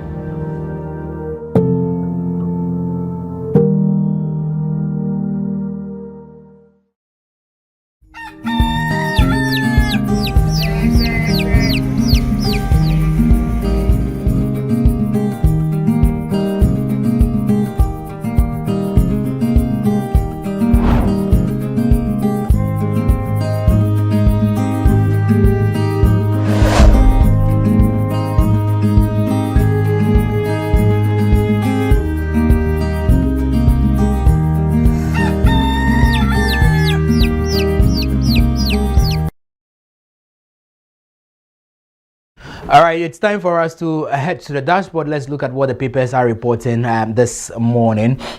Let's quickly start off with the front page of the Daily Graphic. Ghana, 2 others pilots after digital trade. Vice President says new corridor to eliminate delays, high cost of intra-African transactions. And also, Gomwa is in the stories. Gomwa Central will be West Africa's trade hub within 10 years. That's according to their MP, Kwame Asare-Obeng, also known as A+. Let's move on to the National Enquirer. Julius Debra condemns attacks on firefighters. Yesterday, we had a conversation with them here in studio. But the big one also here is Vice President of Deep Lord's Ghana Medical Trust Fund. And Hobia is doing so well in that particular space. The business analyst Kufuor urges Africa to invest in chocolate manufacturing to maximize cocoa value. Medical neglect killed Charles Emisa. Committee recommends sanctions against doctors, nurses involved. Ghana to pilot continental digital trade corridor. That's according to the Vice President. Let's do Business and Financial Times newspaper. BOG pushes digital finance beyond payments. That's a story on page 3 of the BNFT. Canada-backed Grow 2 irrigation project targets year-round farming in Northern Belt. And this one, inflation rises to 3.4% in April, first uptick since December 2024. What has accounted for this? Maybe we'll find time to discuss it into details. Daybreak newspaper, Victory 2028, Afoko meets Baumia, Ekufuado, Kufuor, and others. Afenyo Makin jabs Yoko over former Buffer Stock CEO and wife arrests. Let's move on to some other newspapers. The Ghanaian Times says Ghana requires $22 billion to fight climate change. That's the sector minister. He had his 10 at the Government Accountability Series within the week. Elsewhere, weeds destroy 84% of rice harvest. That's according to a study. Daily Guide, ex-Buffer Stock CEO denied access to lawyers. There's a story on page 3 of the Daily Guide newspaper. Kumasi celebrates birthday boy Otumfuo. And also Tema murder police case, police chase killer soldier with 100k Ghana cedis. Metro Lens, police declare Prince Kra wanted for murder, offer 100k reward. That's a story on page 3 of the newspaper. Anodom Press loves Bono minister with 30 million Ghana cedis defamation suit over cocoa smuggling claims. It's a story on page 8. You can grab a copy and read the details. The Dispatch, before the race for 2028 slot begins, we must be disciplined and reflect on governance. President Mohamed Stop Aid cautions, I am proud to serve under a president who demands accountability. That's according to the Chief of Staff, Julius Debra. And also, as a silent strategist, IGP Tete Yohonu relies on intel for operations. Page 11 has the details of that story. And that's it with the WoezorTV newspaper review segment. Now is up next with the details. Now, what do we have? Thank you so much, Randy, for the newspaper review. Time now for the WoezorTV report. Let's take a look at the headlines.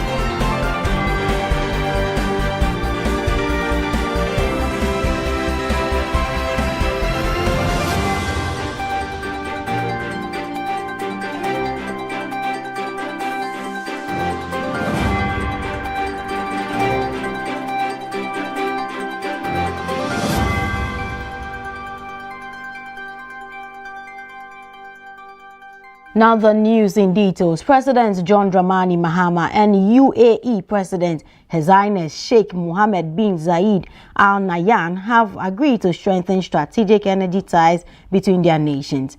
The leaders met on the sidelines of the Make It in the Emirates 2026 summit in Abu Dhabi, discussing investment in oil and gas storage facilities in Ghana, as well as the expansion of renewable energy initiatives, including solar power and liquefied natural gas. In a joint statement, they acknowledged the ongoing conflict in the Middle East, expressing hope for a swift resolution to U.S.-Iran hostilities and emphasizing that peace is key to global progress on sustainable development and innovation. Beyond energy, both presidents highlighted opportunities to deepen trade, investments, technology, and AI collaboration while reaffirming the long-standing historical ties between Ghana and the UAE.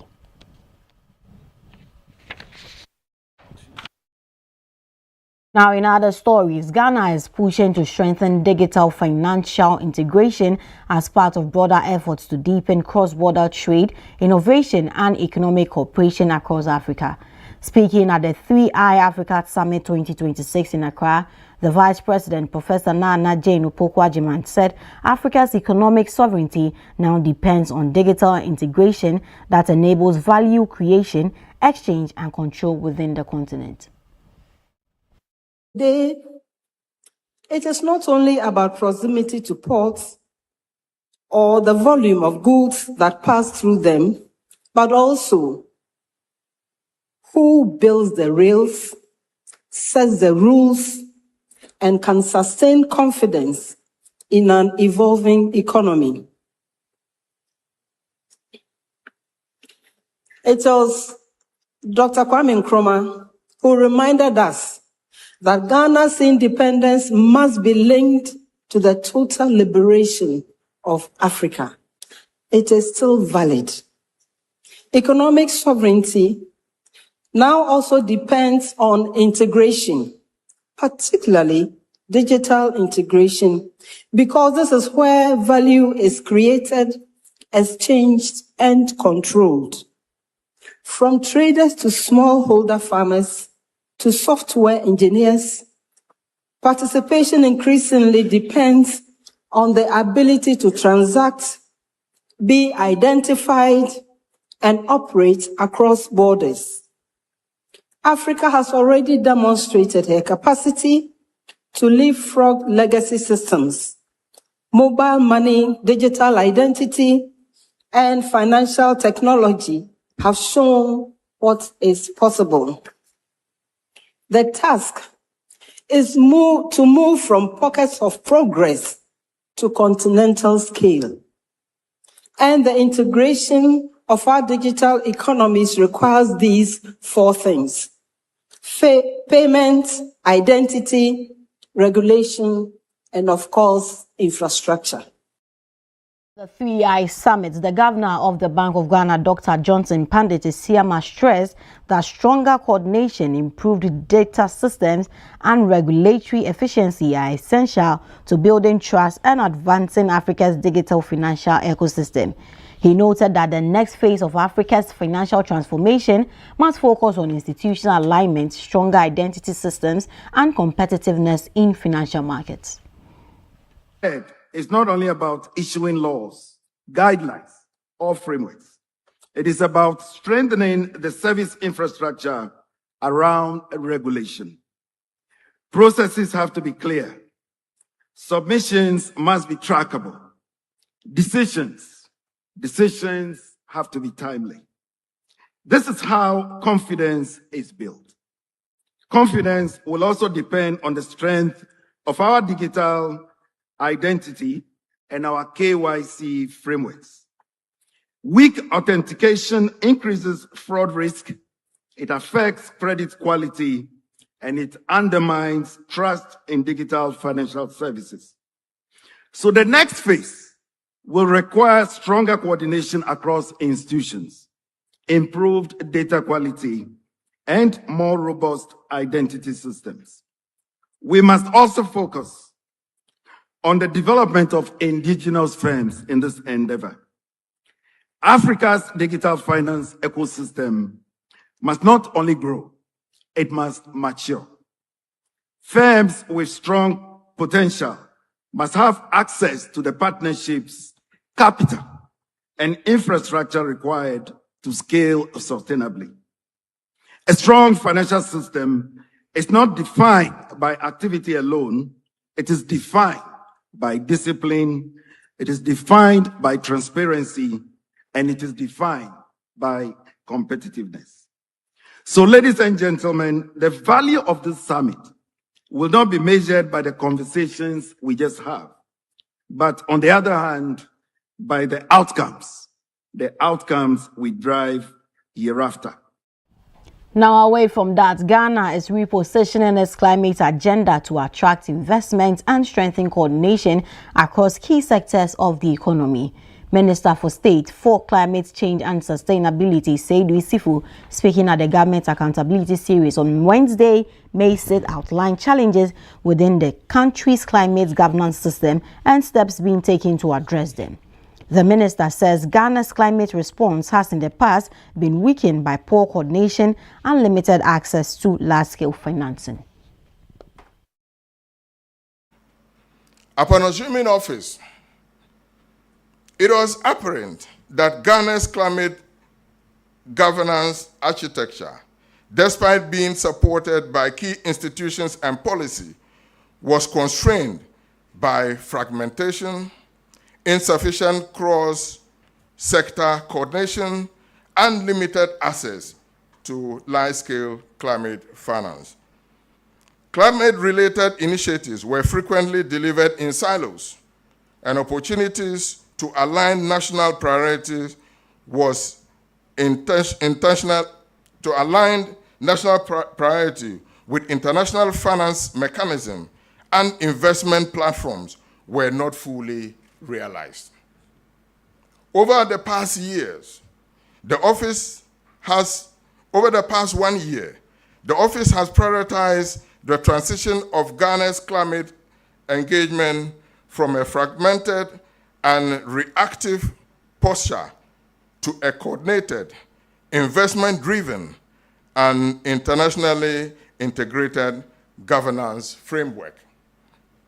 Today, I will outline the progress made across key sectors, including institutional coordination, international partnership, climate finance mobilization, and national climate initiatives. He indicated that government is aligning climate action and energy transition and industrial development priorities. Alignment with national development priorities, the office has also supported efforts to advance Ghana's energy transition while ensuring that climate action contributes to economic growth and industrial development.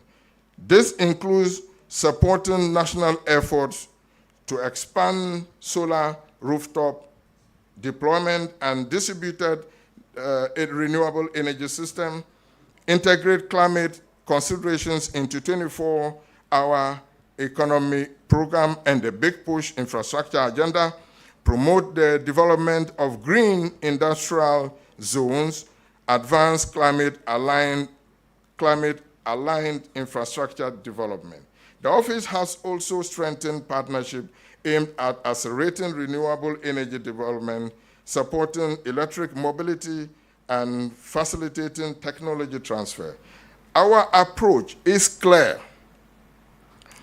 Climate action must support Ghana's reset agenda and industrial transformation, creating new economic opportunities, and strengthen long-term energy security. It must power development rather than slow development. He also added that going forward, the focus will be positioning climate action as a driver of economic growth, investment, and long-term resilience. Yeah. The office has focused on building the architecture, governance system, partnerships, investment pipelines investment pipelines to advance Ghana's climate agenda and strengthen our global credibility. The year ahead promises to deliver on the foundations laid already. Looking ahead, our priorities include working to increase the volume of funded programs and projects, advancing the accreditation of national entities to access climate funds, supporting the scale-up of renewable energy and climate-resilient infrastructure, and intensifying the development pipelines of bankable climate projects, deepening Ghana's carbon market participation, and finally strengthening monitoring, reporting, and transparency systems to support effective climate action. Our long-term objective is to position Ghana as a regional leader in climate resilience, sustainable industrialization, and climate-smart investment. Ladies and gentlemen, climate action is not a charity. It is a strategy. It is an investment in Ghana's future stability, resilience, and prosperity. The office remains committed to ensuring that Ghana is not simply a recipient of climate support, but a proactive partner shaping solutions and advancing sustainable development.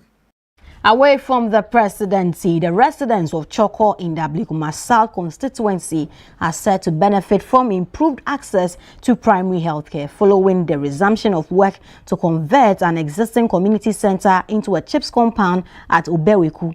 The long-delayed project, which began in 2015, is being redesigned into a modern facility expected to provide essential services and ease pressure on major hospitals when completed. In the Ablikuma South constituency are set to benefit from improved healthcare delivery following the continuation and furnishing of an existing community center into a CHIPS compound at Obeweku. The project, which began in 2015, is being redesigned into a modern primary healthcare facility to serve the area's growing population. When completed, it will include 2 consulting rooms, a delivery ward, treatment room, OPD and waiting area, as well as a cold chain store to support essential health services. Member of Parliament for Ablikuma South, Dr. Alfred Oko-Vanderpoy, has assured residents that the project will be completed within 1 year, in line with government's commitment to complete ongoing developments. We have gathered the people of Choko, the chiefs and all the people, to assure them that under the leadership of His Excellency John Dramani Mahama and his able leaders, that this project, among many others, across the length and breadth of this country, will be completed for the use of the people. The contractor that has been appointed for us, he has assured to complete this project within 1 year. Regional Director of the Ghana Health Service, Dr. Robert Amesia, says the facility will bring healthcare closer to over 68,000 residents, reducing congestion at major hospitals and strengthening primary healthcare delivery. So not far from here, Chairman, there is a CHIPS compound, but CHIPS compounds are usually meant for populations that are not more than 5,000. But this population has rapidly overgrown that CHIPS compound. So even though there is an existing facility for primary health care, the population has overgrown that existing facility. And that is why we are happy that this one is coming on board to complement what the other existing facility is doing. Residents of Choko have welcomed the development, expressing optimism about improved access to care and better support for health workers who will be accommodated on site to provide round-the-clock services. For WoezorTV, Ellen from And still on health, the Ghana Medical Trust Fund has committed over 30 million Ghana cedis to support specialist medical training across the country. The funding will support the expansion of training centers for doctors, pharmacists, nurses, and midwives as part of efforts to improve access to advanced healthcare nationwide. Significant step towards strengthening its healthcare system as the Ghana Medical Trust Fund partners with key medical training institutions to expand specialist training across the country. The agreement signed in Accra is aimed at decentralizing specialist education, improving access to advanced healthcare, and ensuring equitable distribution of medical professionals nationwide. As part of the agreement, the fund is providing close to 21 million Ghana cedis to the Ghana College of Physicians and Surgeons, over 6 million cedis to Ghana College of Nurses and Midwives, and over 9 million cedis to Ghana College of Pharmacists to scale up training infrastructure and provide administrative and logistical support. Administrator of the fund, Obobiada Akwopoku, says the initiative is a strategic investment in human resource development, which remains central to healthcare delivery. This support is directly to expansion of specialist training centers across the country, provision of administrative and logistic support to the college. Why this signing is important is expanding training centers for the college, decentralizing specialist training, improving equitable distribution of specialists, and strengthening access to advanced care nationwide. Meanwhile, leadership of the various colleges welcomed the intervention, describing it as a transformative boost to specialist training in the country. This signing and the support by the Ghana Medical Trust Fund to the Ghana College of Physicians and Surgeons is a major contribution to the vision of the college. We are particularly thrilled that the role of pharmacists in ensuring the management of non-communicable diseases is really highlighted in this agreement. It tells us that what we do as pharmacists and how pharmacists contribute to the health of the population does not go unnoticed. We are mandated by law to be able to do this for Ghana, and for that matter, we are grateful for the opportunity. We want to assure you that whatever support that you give to the college will stand firm to be able to use that support to provide that kind of training that is needed for Ghana. The initiative addresses a long-standing challenges where doctors must relocate to major cities like Accra and Kumasi to specialize, often leaving their home facilities understaffed. With new training centers planned in regions such as Upper East, Upper West, Eastern, and Bono East, trainees will now be able to specialize closer to their communities while continuing to provide essential services. For WoezorTV, Richard Samoa. Now, away from health, let's do some stories on fisheries, where the Ministry of Fisheries and Aquaculture is preparing to launch Ghana's first inland fisheries management plan, a groundbreaking initiative to protect and sustain clam populations.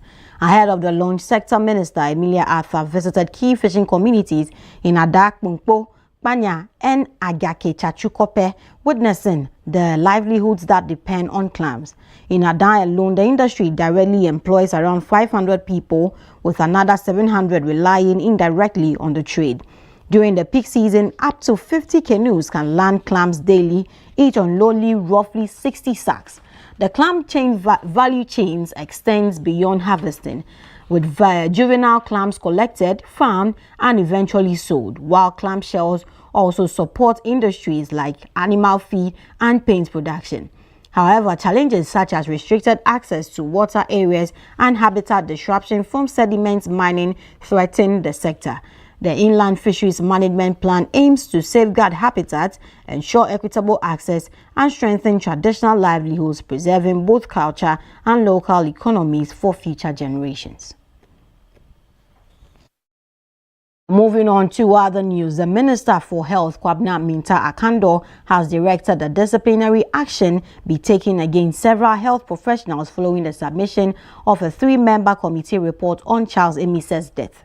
Charles Emisa, a 29-year-old engineer with Pumasidor Ghana Limited, died after a hit and run in Accra and was allegedly denied hospital care due to lack of beds, leading to his death in transit, sparking public outrage. The committee, chaired by Ajimambedu Akosa, in its investigation found serious lapses in emergency response, citing inadequate training of ambulance personnel and poor professional judgment by some health workers. Several doctors and nurses at the Police Hospital, Greater Accra Regional Hospital and Kolebu Teaching Hospital were named for failing to provide critical care. Accordingly, direct my chief director, the chief director of the Ministry of Health, to write to the following people, the following health professionals and their hospitals and their regulators, that disciplinary actions be taken against them. 1. Dr. Anne-Marie Kudo should be referred to the Police Hospital and the Medical and Dental Council with immediate effect. Dr. Nina Naomi Iram, the Greater Accra Regional Hospital and the Medical and Dental Council. Dr. Ida Drant be referred to Kolebu Teaching Hospital and the Medical and Dental Council. I understand some of these facilities have already started disciplinary actions against some of these people, and I'll urge them to expedite action on them, and their respective regulators must also do same. Dr. Genevieve Aja must also be referred to Kolebu Teaching Hospital and Medical and Dental Council. Ms. Akosia B. Texan must be referred to the Greater Accra Regional Hospital and then NMC. Ms. Joy Daisy Nelson, Kolebu Teaching Hospital and NMC. Ms. Salamatu Ahasan Beidu must also be referred to Kolebu Teaching Hospital and NMC. Time now for some international news.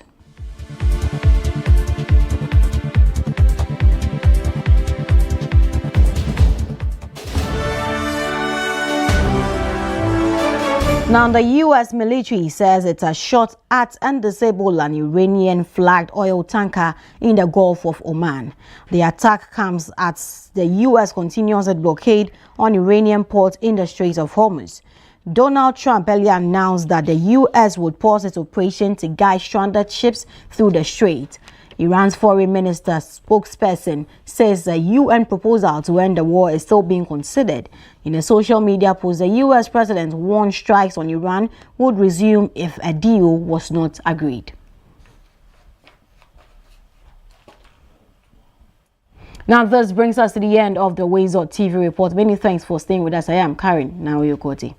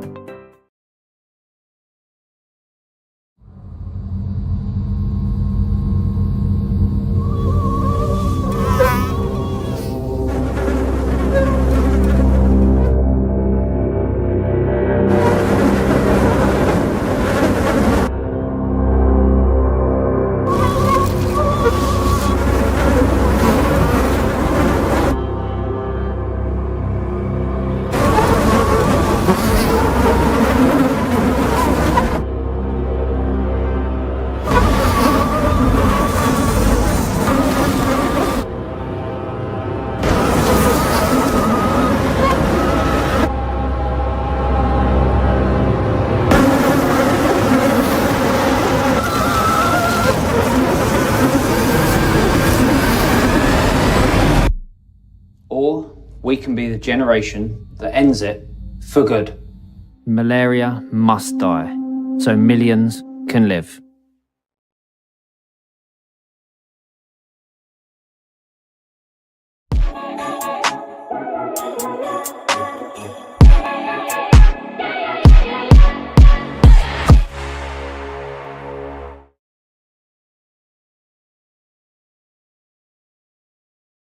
Welcome back for sports update on the Breakfast Cafe. My name is Godfred Amwafo.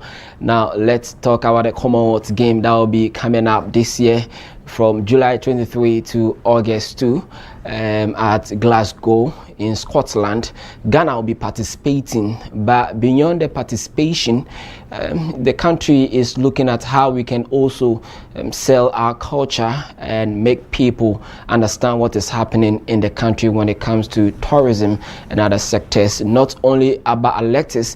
So the country is also looking at, beyond winning the medals, how can we also position country Ghana to invite investors into the other sectors of the economy to grow. And so yesterday they launched the Ghana House, an initiative to drive this actually this aim that they want to achieve at Glasgow come July. And so let's take a listen to that report about the Glasgow 2026.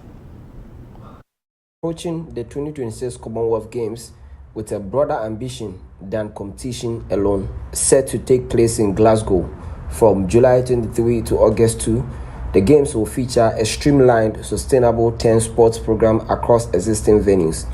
With a proud history of over 60 medals, Ghana aims not only to perform well, but also use the global stage to showcase its rich culture and attract investment. To support this vision, the government has launched the Ghana House initiative. Speaking at the launch, Sports and Recreation Minister Honorable Kofi Adams emphasized his commitment to ensuring sports make a measurable contribution to GDP, with plans for this to be reflected in future national budgets. At the Ministry of Sports and Recreation, we are working to rebuild confidence in our sports ecosystem, restore corporate trust, and position sports as a serious national development asset. We want to get to that point where when the finance minister comes to present the budget on behalf of His Excellency the President, contribution of sports to GDP will be specially mentioned, maybe given more than 4 paragraphs. Our ambition is to move Ghana from participation to a strategic value. We want our national teams to compete, but we also want Ghanaian businesses to connect. We want our athletes to win medals, but we also want our country to win visibility. We want the games to inspire young people, open doors for investment, and strengthen Ghana's standing within the Commonwealth family. Chairman of the Ghana House Committee, Kobina Woyomi, also called for stronger corporate involvement to help translate Ghana's participation into lasting economic and developmental gains back home. As Ghana prepares for Glasgow 2026, the focus is clear. Sporting success and national development are two sides of the same coin. Through initiatives like Ghana House, strategic investments in athletes, and stronger corporate partnerships, the country aims to turn medals into momentum, showcasing its culture, attracting investment, and ensuring that the impact of sports resonates far beyond the games. For WoezorTV, Godfred Amwafo.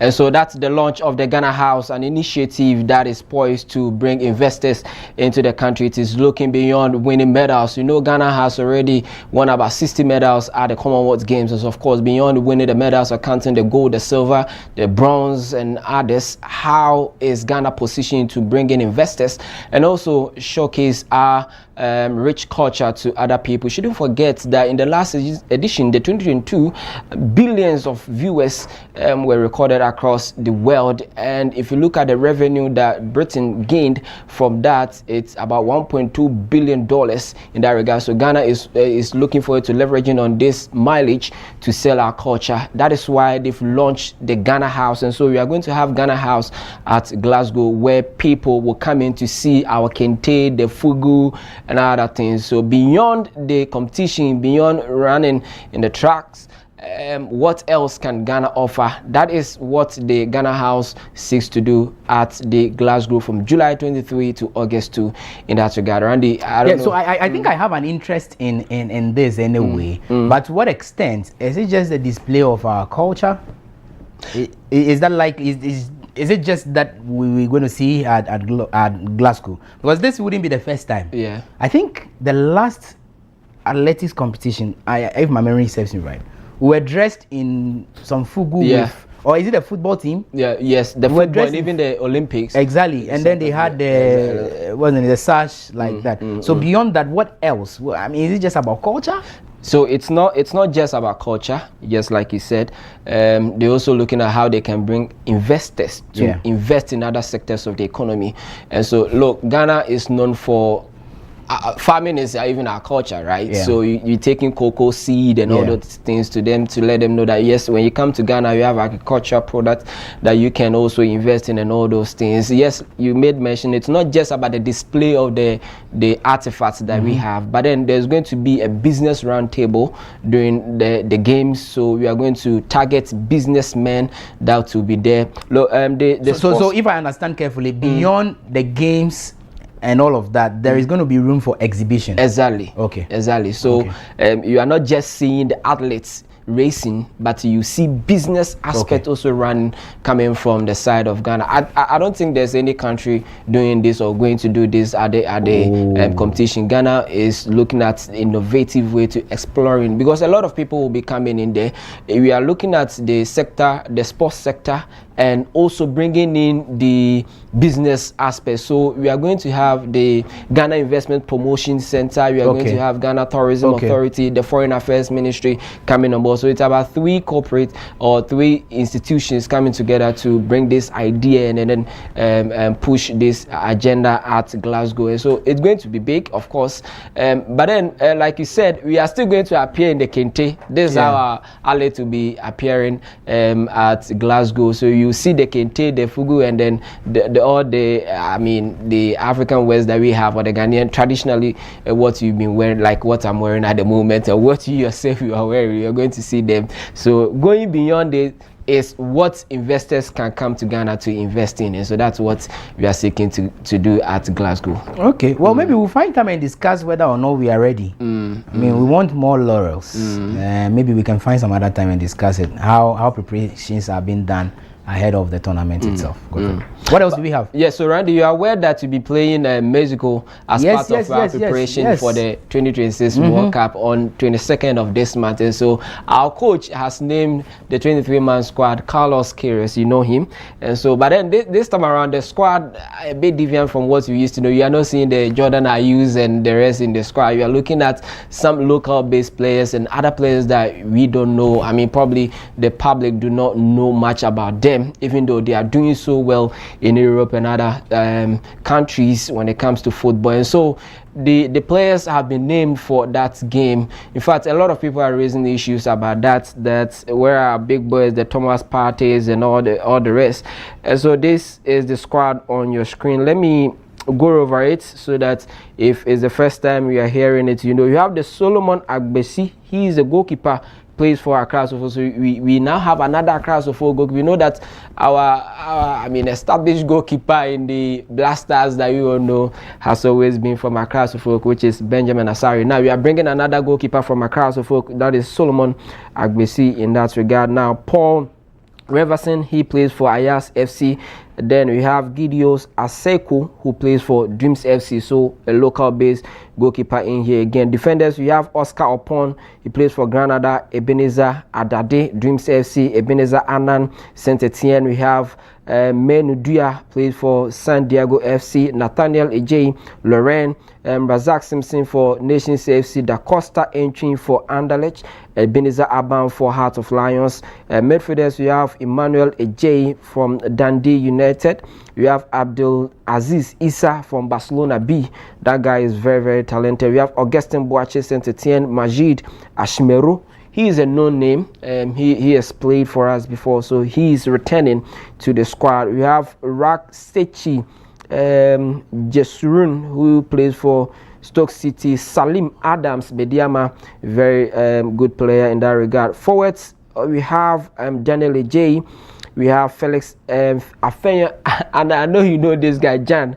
Felix Afenya Jan. Remember, the 2022 World Cup, right? Yeah. Against Nigeria, this guy played crucial. After that, I think he went missing, so he's back to the squad again for this game. You have Ibrahim Osman, who plays for Birmingham City, Prince Amuakon.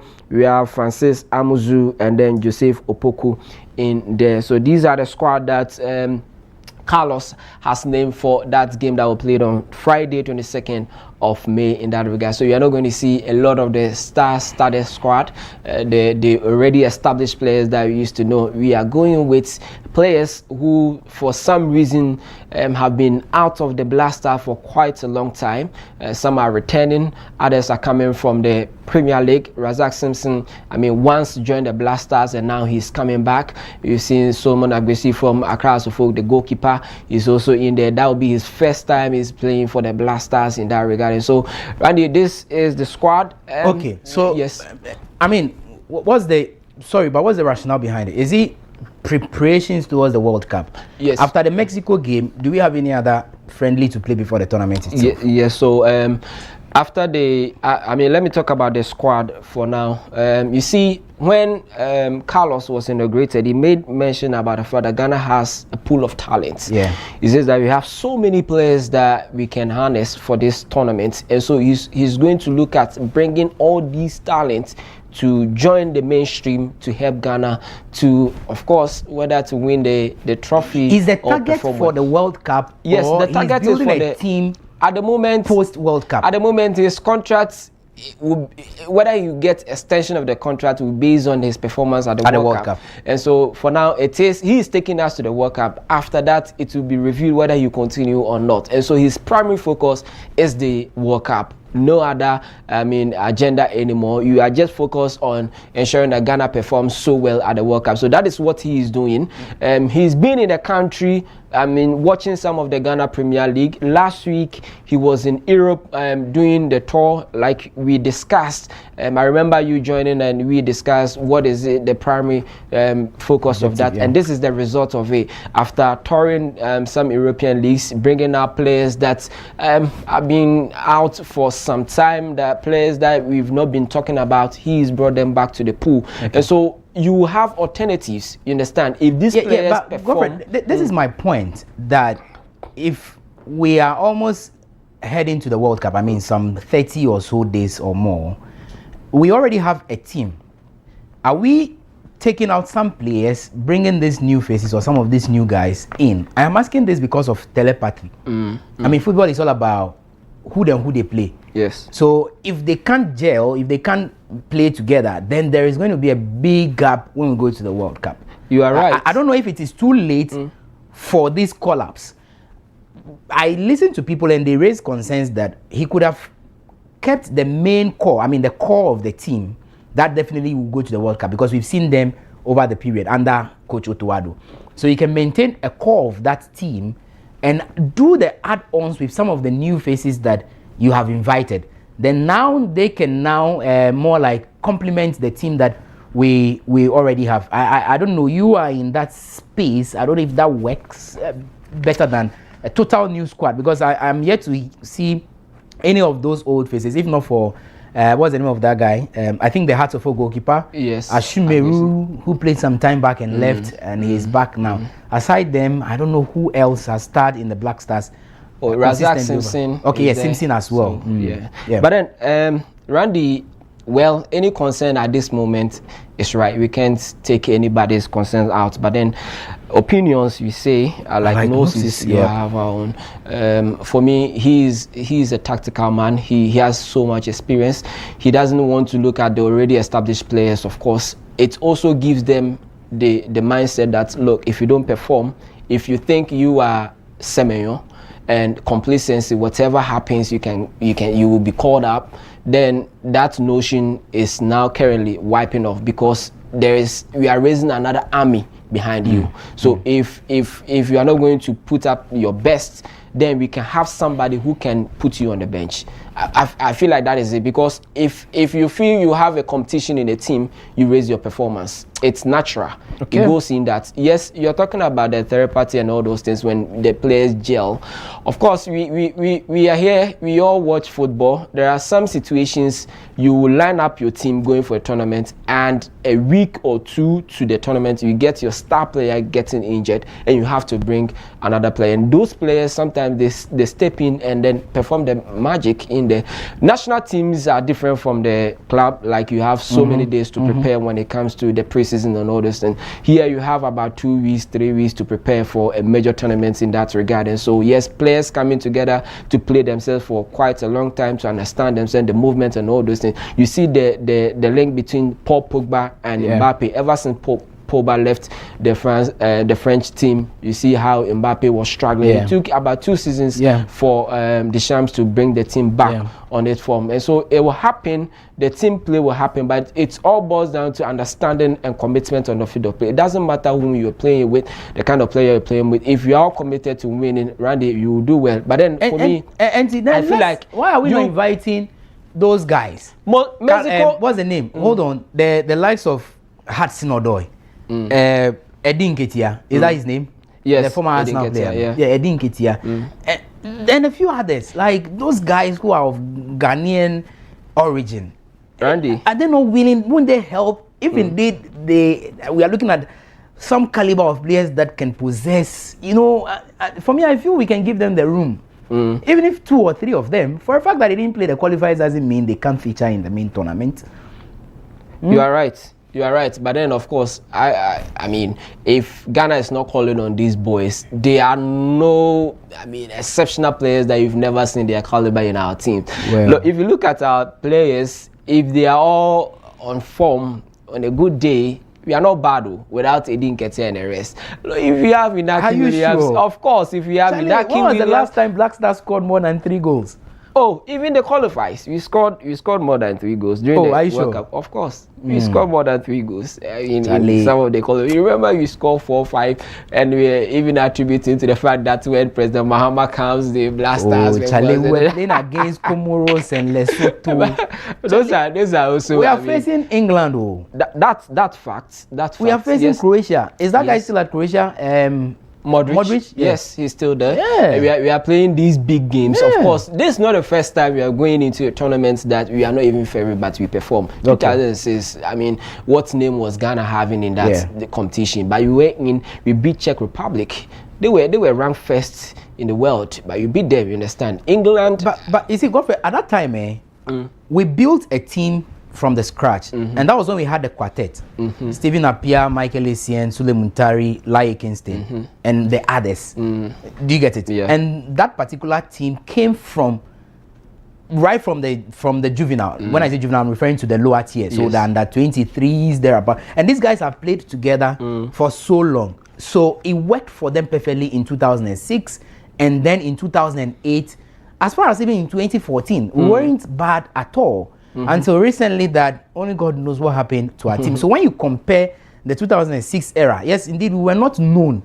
Ghana was nowhere close at all, but we performed better because at that time, I think that we had a squad that's played together for so long, and knowing each other, it was so easy for them to meander through. But the current squad, as Kudu self no day, Charlie. We pray that he will be back. So but will he be fit for the World Cup? Because he currently has denied surgery. He says that if he undergoes surgery, the recovery will be prolonged. So he has refused surgery. Okay. But so we are looking at how he can bounce back in that regard, and doctors are working on him. We pray that he bounces back on time. But when is the Mexico game?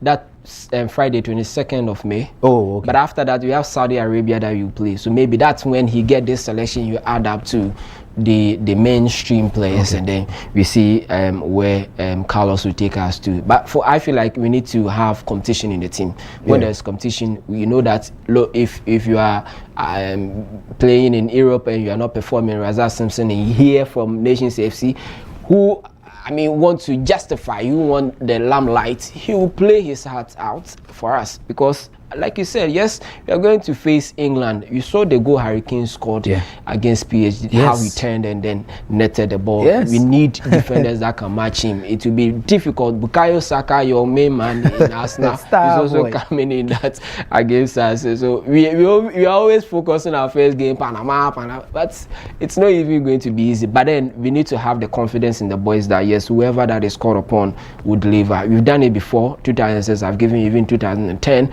We went in 2014, like you made mention. Even 2014, we had the squad, but how did they end? We not even qualified from the group stages was another issue. So let's allow him to work. Okay. All that we need, allow the coach the free hands to work. He said the name again is what? Quiros or what?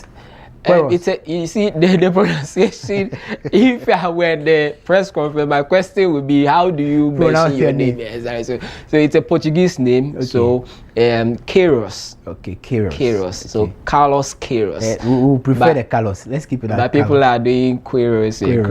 Queiroz. I think Ghana has had history with names. Yes. Dutkovic. Milovan Rajevac. Dosena. Oh, you can mention them. Otofista.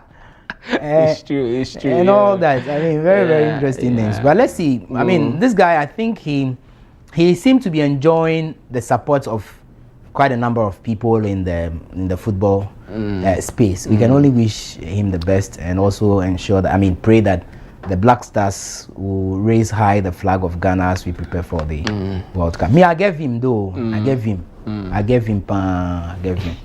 Let your him wait for. But then still on that friendly, the Mexican Football Federation has also told their team that they're also coming with the local side. You know, they have selected not the mainstream players. Are they at the World Cup? Are they playing at the World Cup? Okay. They are hosting, so they are their first game against South Africa. Yeah. So they're hoping the tournament. Did I really ask that? I understand. Forgive me. Forgive me. So the FA has also warned their team that any player that will go for any friendly and will not return, will not have any place in their World Cup team. So it seems that some players want to run away from Mexico. So they've cautioned them against if they travel and you decide to boycott and leave the camp and or not return to Mexico, that will be the end. You will never have any opportunity joining the national team anymore in that regard. But then, Randy, let's talk about the Ghana Premier League.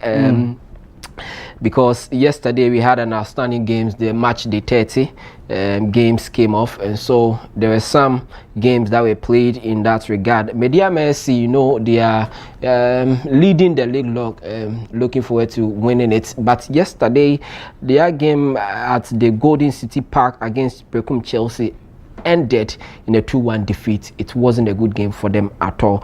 But let's quickly look at other games, the result for other games, as you do enjoy the highlights of that game between Mediama SC and Bekum Chelsea. So it ended 2-1 in favor of Bekum Chelsea at home. Gold Stars at home beat SC Samatex by 2-0. Accra Suffolk once again drew against Kerala United. Swedru All Blacks beat 11 Wonders by 5-2. Young Apostles beat Vision FC by 3-1. Bechem United beat Dreams FC FC by 2 goals.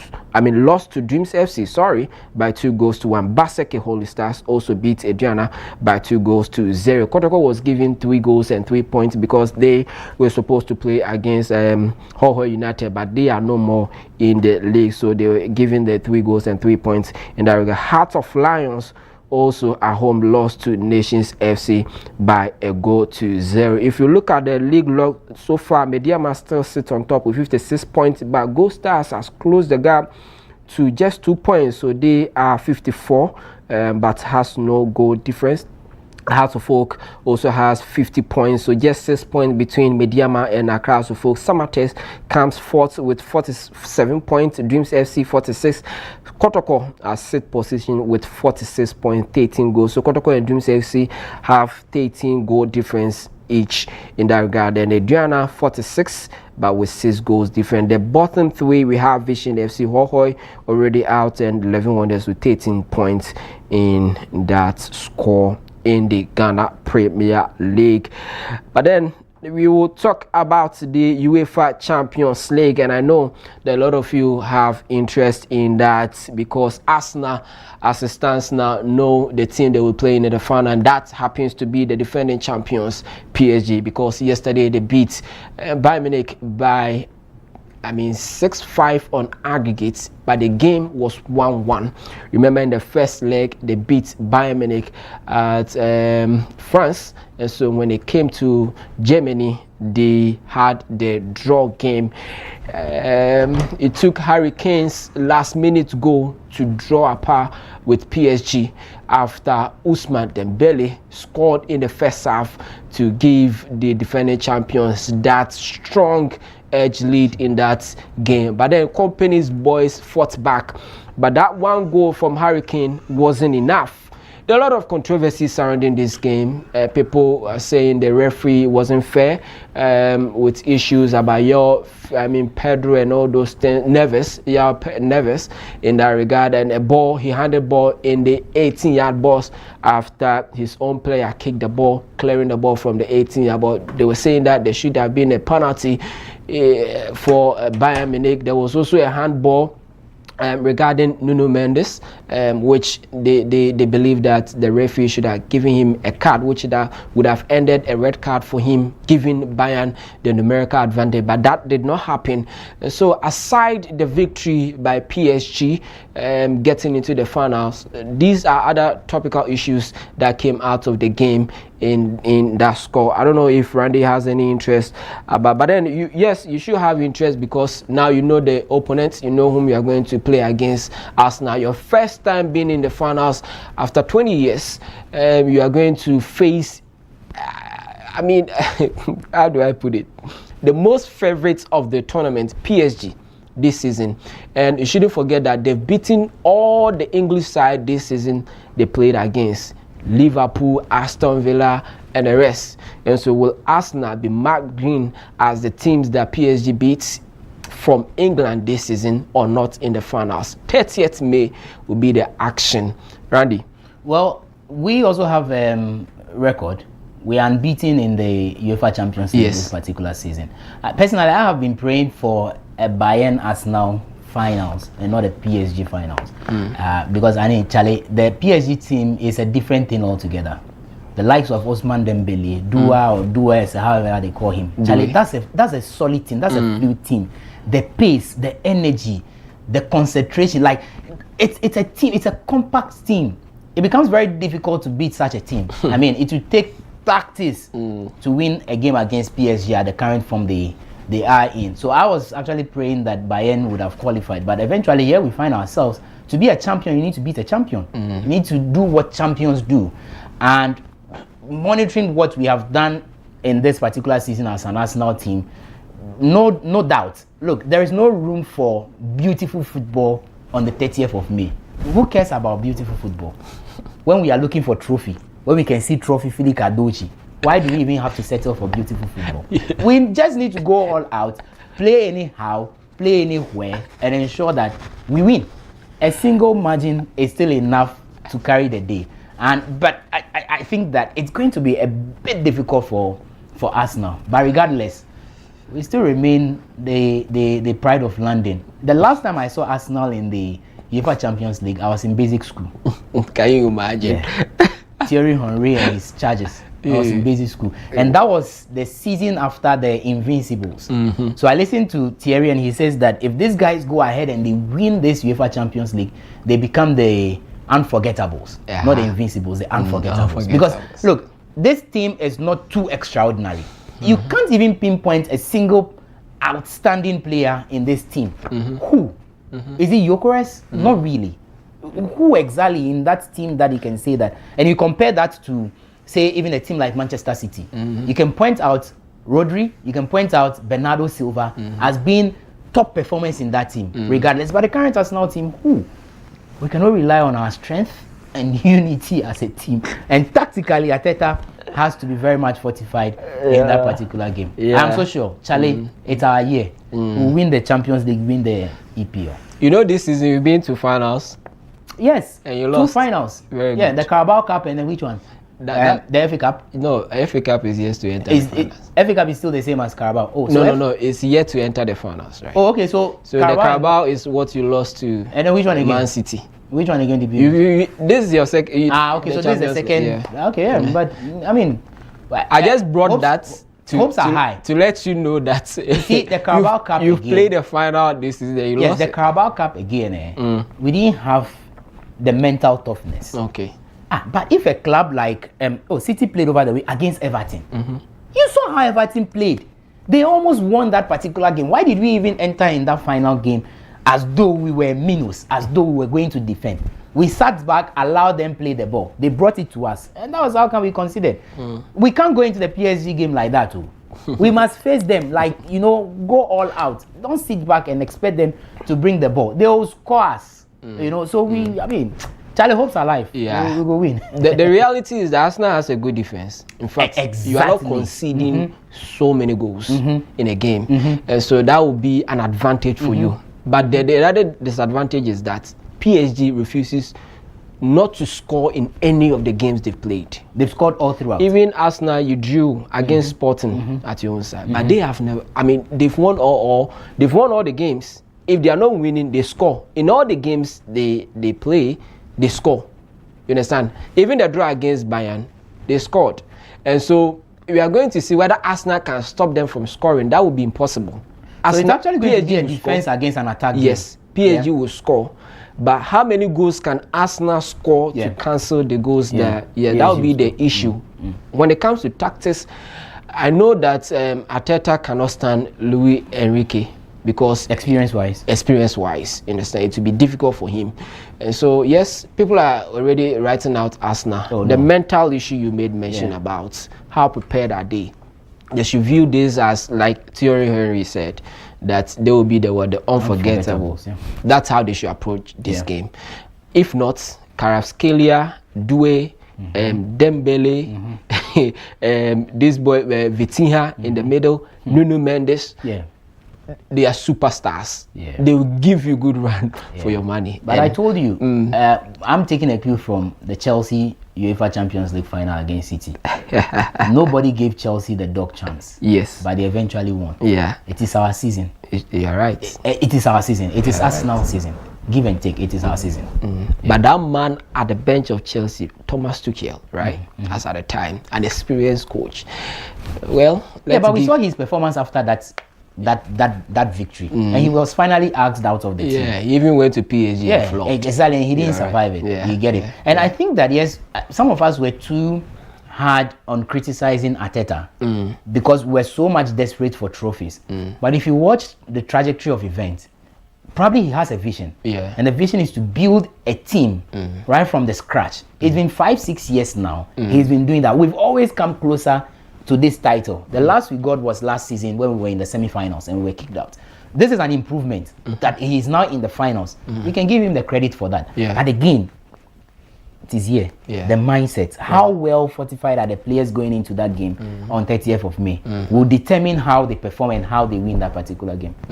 It means a lot to the players, even more than even Arteta or even as the viewers or the fans. It's going to be history. Saka winning the UEFA Champions League after 20 years, hey,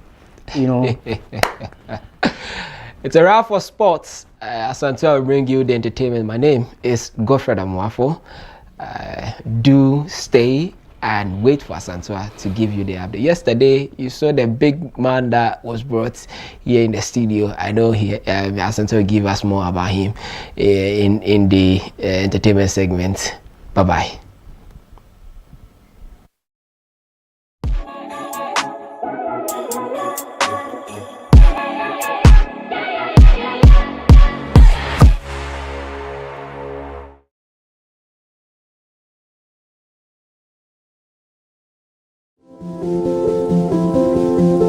If you're watching this with your friends, you'll probably make a joke. Because you know what you feel on the inside isn't what you want people to know. If you have to pretend to be happy, find someone you trust and tell them. If you get mad at things and you don't know why, or have thoughts about hurting yourself, find someone you trust and tell them. You are never alone when you share. Seriously, people care about you. It's okay to not understand what you're feeling. And it's easy to think that you're all alone. But you don't have to be. You're never alone when you share. Don't be ashamed to tell someone you trust what you're feeling. You're not alone. You are not alone. Find someone you trust and tell them. Tell a parent. Tell a teacher.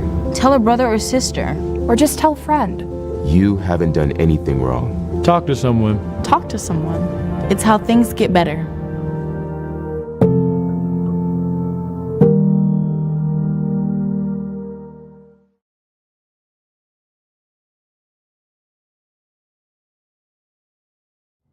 Embarrassed. Too embarrassed to speak to a loved one. Too embarrassed to speak to your doctor. Too embarrassed. When in our lifetime, 1 in 4 black men will be diagnosed with prostate cancer. 1 in 12 black men will die from prostate cancer.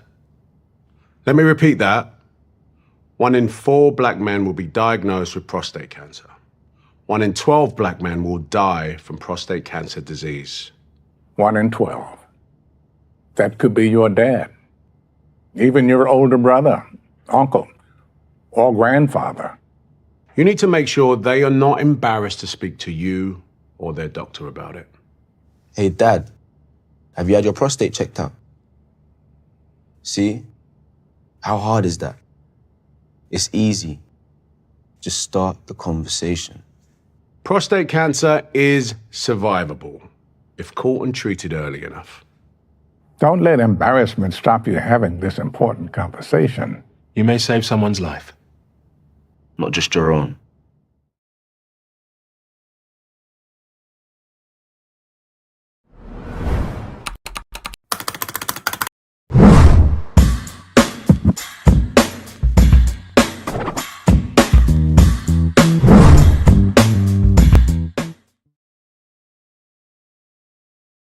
Good morning. You're still watching the WoezorTV Breakfast Cafe. My name is Evergreen Asantwa, and this is the entertainment update. Now, this morning, there's news, and Kitty is no longer with Lynx Entertainment, but of course, I'll tell you the details with that. And unfortunately, for those of us who love the dance ensemble and American male and female group, which is the Pussycat Dolls, they have cancelled some shows that we were all greatly anticipating. So these and more coming your way shortly, but let me give you all the details with these stories. And after years of building his career under one of Ghana's top labels, Kitty has confirmed that he is no longer signed to Lynx Entertainment. Speaking during a TikTok live session with Code Mickey, the singer revealed that he is now working independently, marking a new chapter in his journey after joining the label in 2016 through the MTN Hitmaker platform. Now, Kitty explained that his transition began around the release of Gymnastic, his collaboration with Olive the Boy and Kojo Black. Since then, he has continued to push forward as an independent artist, with his latest track, Signature featuring Lastmate, gaining strong attention across music platforms. As well, links. There be many links. One say, I don't know whether a perception be a system. What? The Bena fele say so be free links. Now, I say a hit no any anything. But what about a clear case? Oh, bet my address issue where my every the pass I was free. Also, what free? There are a lot of days now, one and what free. I was there. And I think that the last one about only a gymnastics now. That was my exit. Yeah. Okay, good. So, because signature, we know a fact. And you're not currently pay a free last week, you know, I hit you a Ghana, I hit ya a signature, and what are so links? So there you have it. That is coming from Kitty himself. Now let's talk about American girl group and dance ensemble, the Pussycat Dolls, and they have called off most of the US leg of their reunion tour after struggling with ticket sales. Now members Nicole Scherzinger, Ashley Roberts and Kimberly Wyatt said the decision was difficult and heartbreaking, but necessary after reviewing the situation across North America. While nearly all US and Canada dates have been cancelled, the group will still perform at WeHo Pride in Los Angeles on June 6. They will also confirmed that their European tour will go ahead as planned, with strong ticket sales already reported. Known for hits like Don't Cha and Buttons, the group is now focusing on delivering memorable shows for fans overseas as they continue their long-awaited reunion. So yes, unfortunately, that is the news. But for those of us around these countries and even cities that I mentioned, you are probably lucky to have yourself this amazing reunion tour, because if you're a fan, then I'm definitely sure that by now you're either saving or maybe you might have even purchased your ticket already. But that is the unfortunate news that has reached me this morning. Now away from that, yesterday, Tune Talk happened here on WoezorTV at 2 p.m.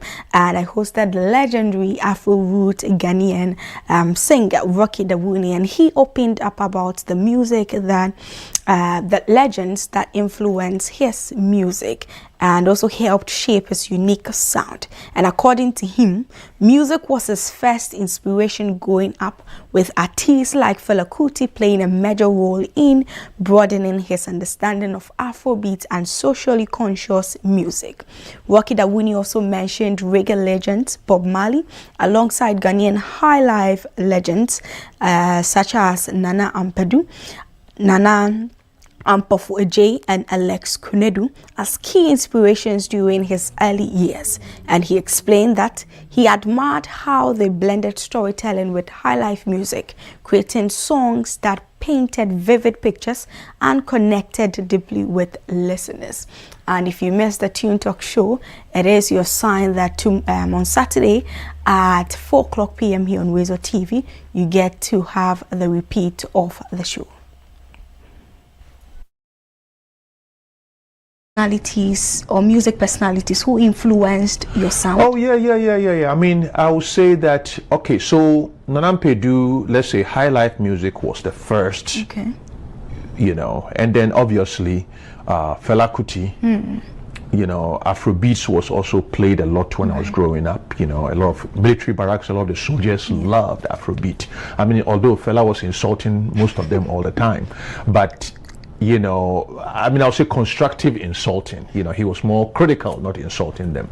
But the soldiers loved that boldness, and they were fans of, you know, like in the Black people sang Zombie. Meanwhile, Zombie was an indictment on the military, you know, but the soldiers that I grew up didn't feel they were the zombies. It was other types of soldiers. It was more like Nigerian soldiers, not Ghanaian soldiers, you know. It's kind of a funny thing. But so I'll say that Fela Kuti, Bob Marley, of course, and then I was also at that time, you know, one of the people that really kind of was a big influence that I always don't talk about was a high life great called Ampofu Ejay. Okay. You know, Ampofu Ejay, and then Alex Kunedu, which most people don't talk about these days. But at that time, when I was a little kid, these artists will weave storytelling with high life music, and they can, in a song, they can paint a picture where you felt like you were pulled into the song. Apart from loving the song and loving the melody, there was this whole world that was created through their songs, and I really loved their approach. I mean, I remember, you know, for me, Alex Kunedu was equal to somebody like Bob Marley for me when I was growing up, because when I heard his songs, his melodies, the way he emotionally sang, you know, the high life songs, it helped me also build that emotional foundation. So I would say that these were the characters that really defined my musical worldview, you know, from you know, Nana Pedu, Bob Marley, and then, you know, other Jamaican greats like Burning Spear, so, and Peter Tosh, I'll give that. But then I also had like Ampofweje and also Alex Kunedu, names that you don't hear around a lot these days, but were very, very instrumental in terms of molding me as a musician, molding my emotional character, molding my the ability to use words to paint pictures. To paint images, you know, storytelling ability. You know, many people think you got it from maybe some bigger artists, well known, but it's these artists who were, for me, some of the biggest names around the time when I was growing up as a kid. And they were very instrumental in shaping me eventually and shaping my style that, you know, the whole world has come to know.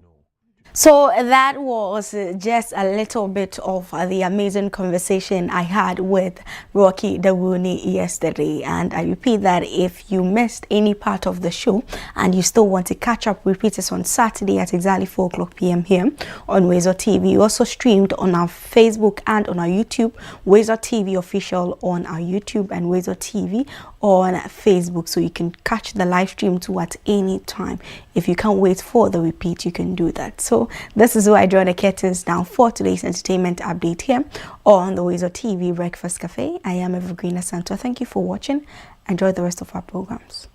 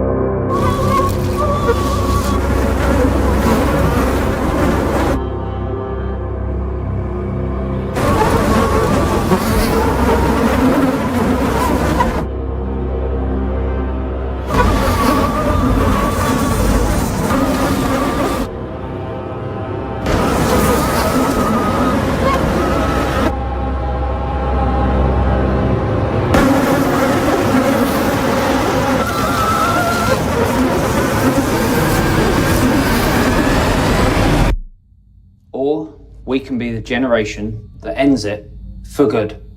Malaria must die, so millions can live.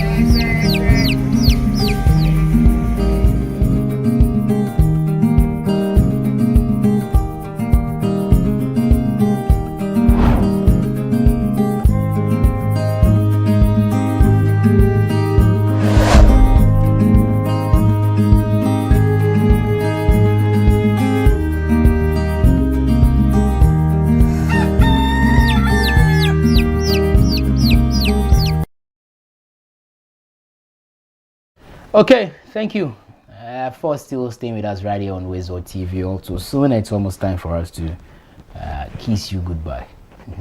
Yeah, nah, say kiss you goodbye. Goodbye. They didn't see it.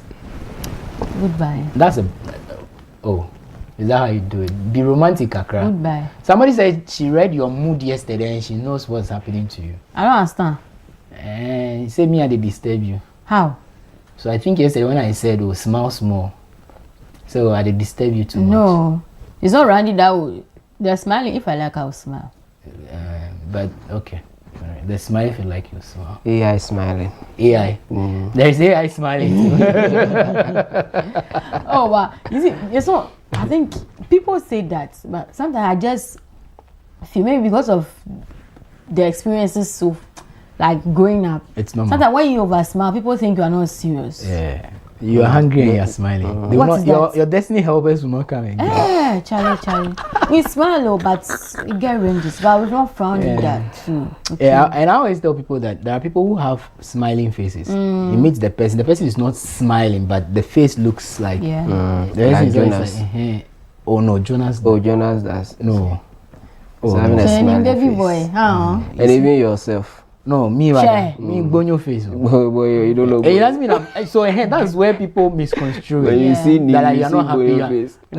Me's one is because he doesn't sleep. Me doesn't sleep. No, there are people like that. You see them, they have a very beautiful smile. Even though they are not smiling and that stuff, but they have that look. There are people also, they have a straight face. Maybe that's where you and I belong. People misconstrue to say smiling thing, we bore. You smile too much. People in Ghana too, no, they'll Charlie. Okay, say Charlie. Who's smiling help? Huh? Who's smiling help? No one, no. Smiling they pay? No. Oh, it pays so. Smiling, it pays a lot of ways. How? Yes, smile, put smile on your face. You see the kind of help that will be coming your way. Which help? You don't know? No. Did I hear help? Yeah, that's why I'm half Nigerian. They will come for your head. I'm half Nigerian. and no, but they don't say that. Help. Okay. That's the Yoruba people. Their H get missing. They're like the guns. I'm a gun. I don't mention H. What does that mean? Help. Say help. Help. You are here say help. But when you're talking, help. How do your people say? Help. They don't mention it. I'm going to my father's house. I want to eat the food in the microwave. So that is heat. Eat the food in the microwave. So I want to heat the food in the. You are eating it in the microwave. No. So what's the person saying? Heat. So like I'm warming the food. So he says I want to eat it. That's a total different thing. Yeah, it's the same thing with the Yoruba people. They also have an H. Yeah, may the Lord help you. Yeah. Okay. The H is silent, but you people it's you not mentioned silent too. It is us. It's the way we are. Hey, which one is it? Stop that in job. No. Their own is what is silent? It is help. What is not help? Have you heard silent words are mostly French words? Have you heard? So have you heard the British saying, "I need the help"? You say, "I need the help of." Hey, this is why you can laugh for Africa. Put that into the bottle again. So right now, that's fact. the news thing guys will tell you whenever he is arguing, what they do is they want to research, so they go online and whatever they research is right. It's not true. But sometimes I sit there and I watch you, I'm like, Godfred. It's because of the search engine they have been using. Hey, you try. They have personalized the engine. To what? They should use that. Do you know we have keywords in searching? Yes, if you don't use them, you never get anything I say right. But I say AI of course. Yes. In my prompts, not all that I say AI can even research for you. Look, it goes beyond AI. Now, I think when our question is still valid, that we'll ask the CEO. Oh yeah. Because there are add-ons. What this guy has added to the team is a different level. He has taken the team to a different level. And we must find out how the recruitment was done to have Godfred join the team. Very true. Nah, ilala. Charlie, take us home. It's Thursday. Ladies and gentlemen, it's Thursday. Terrific. No, so Thursdays are throwback Thursdays. Yeah, Tuesdays are terrific Tuesdays. Okay. Thank you very much. So the rich men were born on Thursday. It's true. All yams in the world. Ask. This one you want to argue. It's not true. It's true. Is Ibrahim Mahama born on Thursday? Yes. Say so. But he doesn't say it. You search it. The Thursday. He's a Thursday. If he's not a Thursday born, his mom is a Thursday born. There must be a Thursday born. Jonas says, "You tire your matter." Thursdays. Oh, they are leaders. So this day, Charlie. For Yavi. Yeah. For Yavi. Yavi Kujo.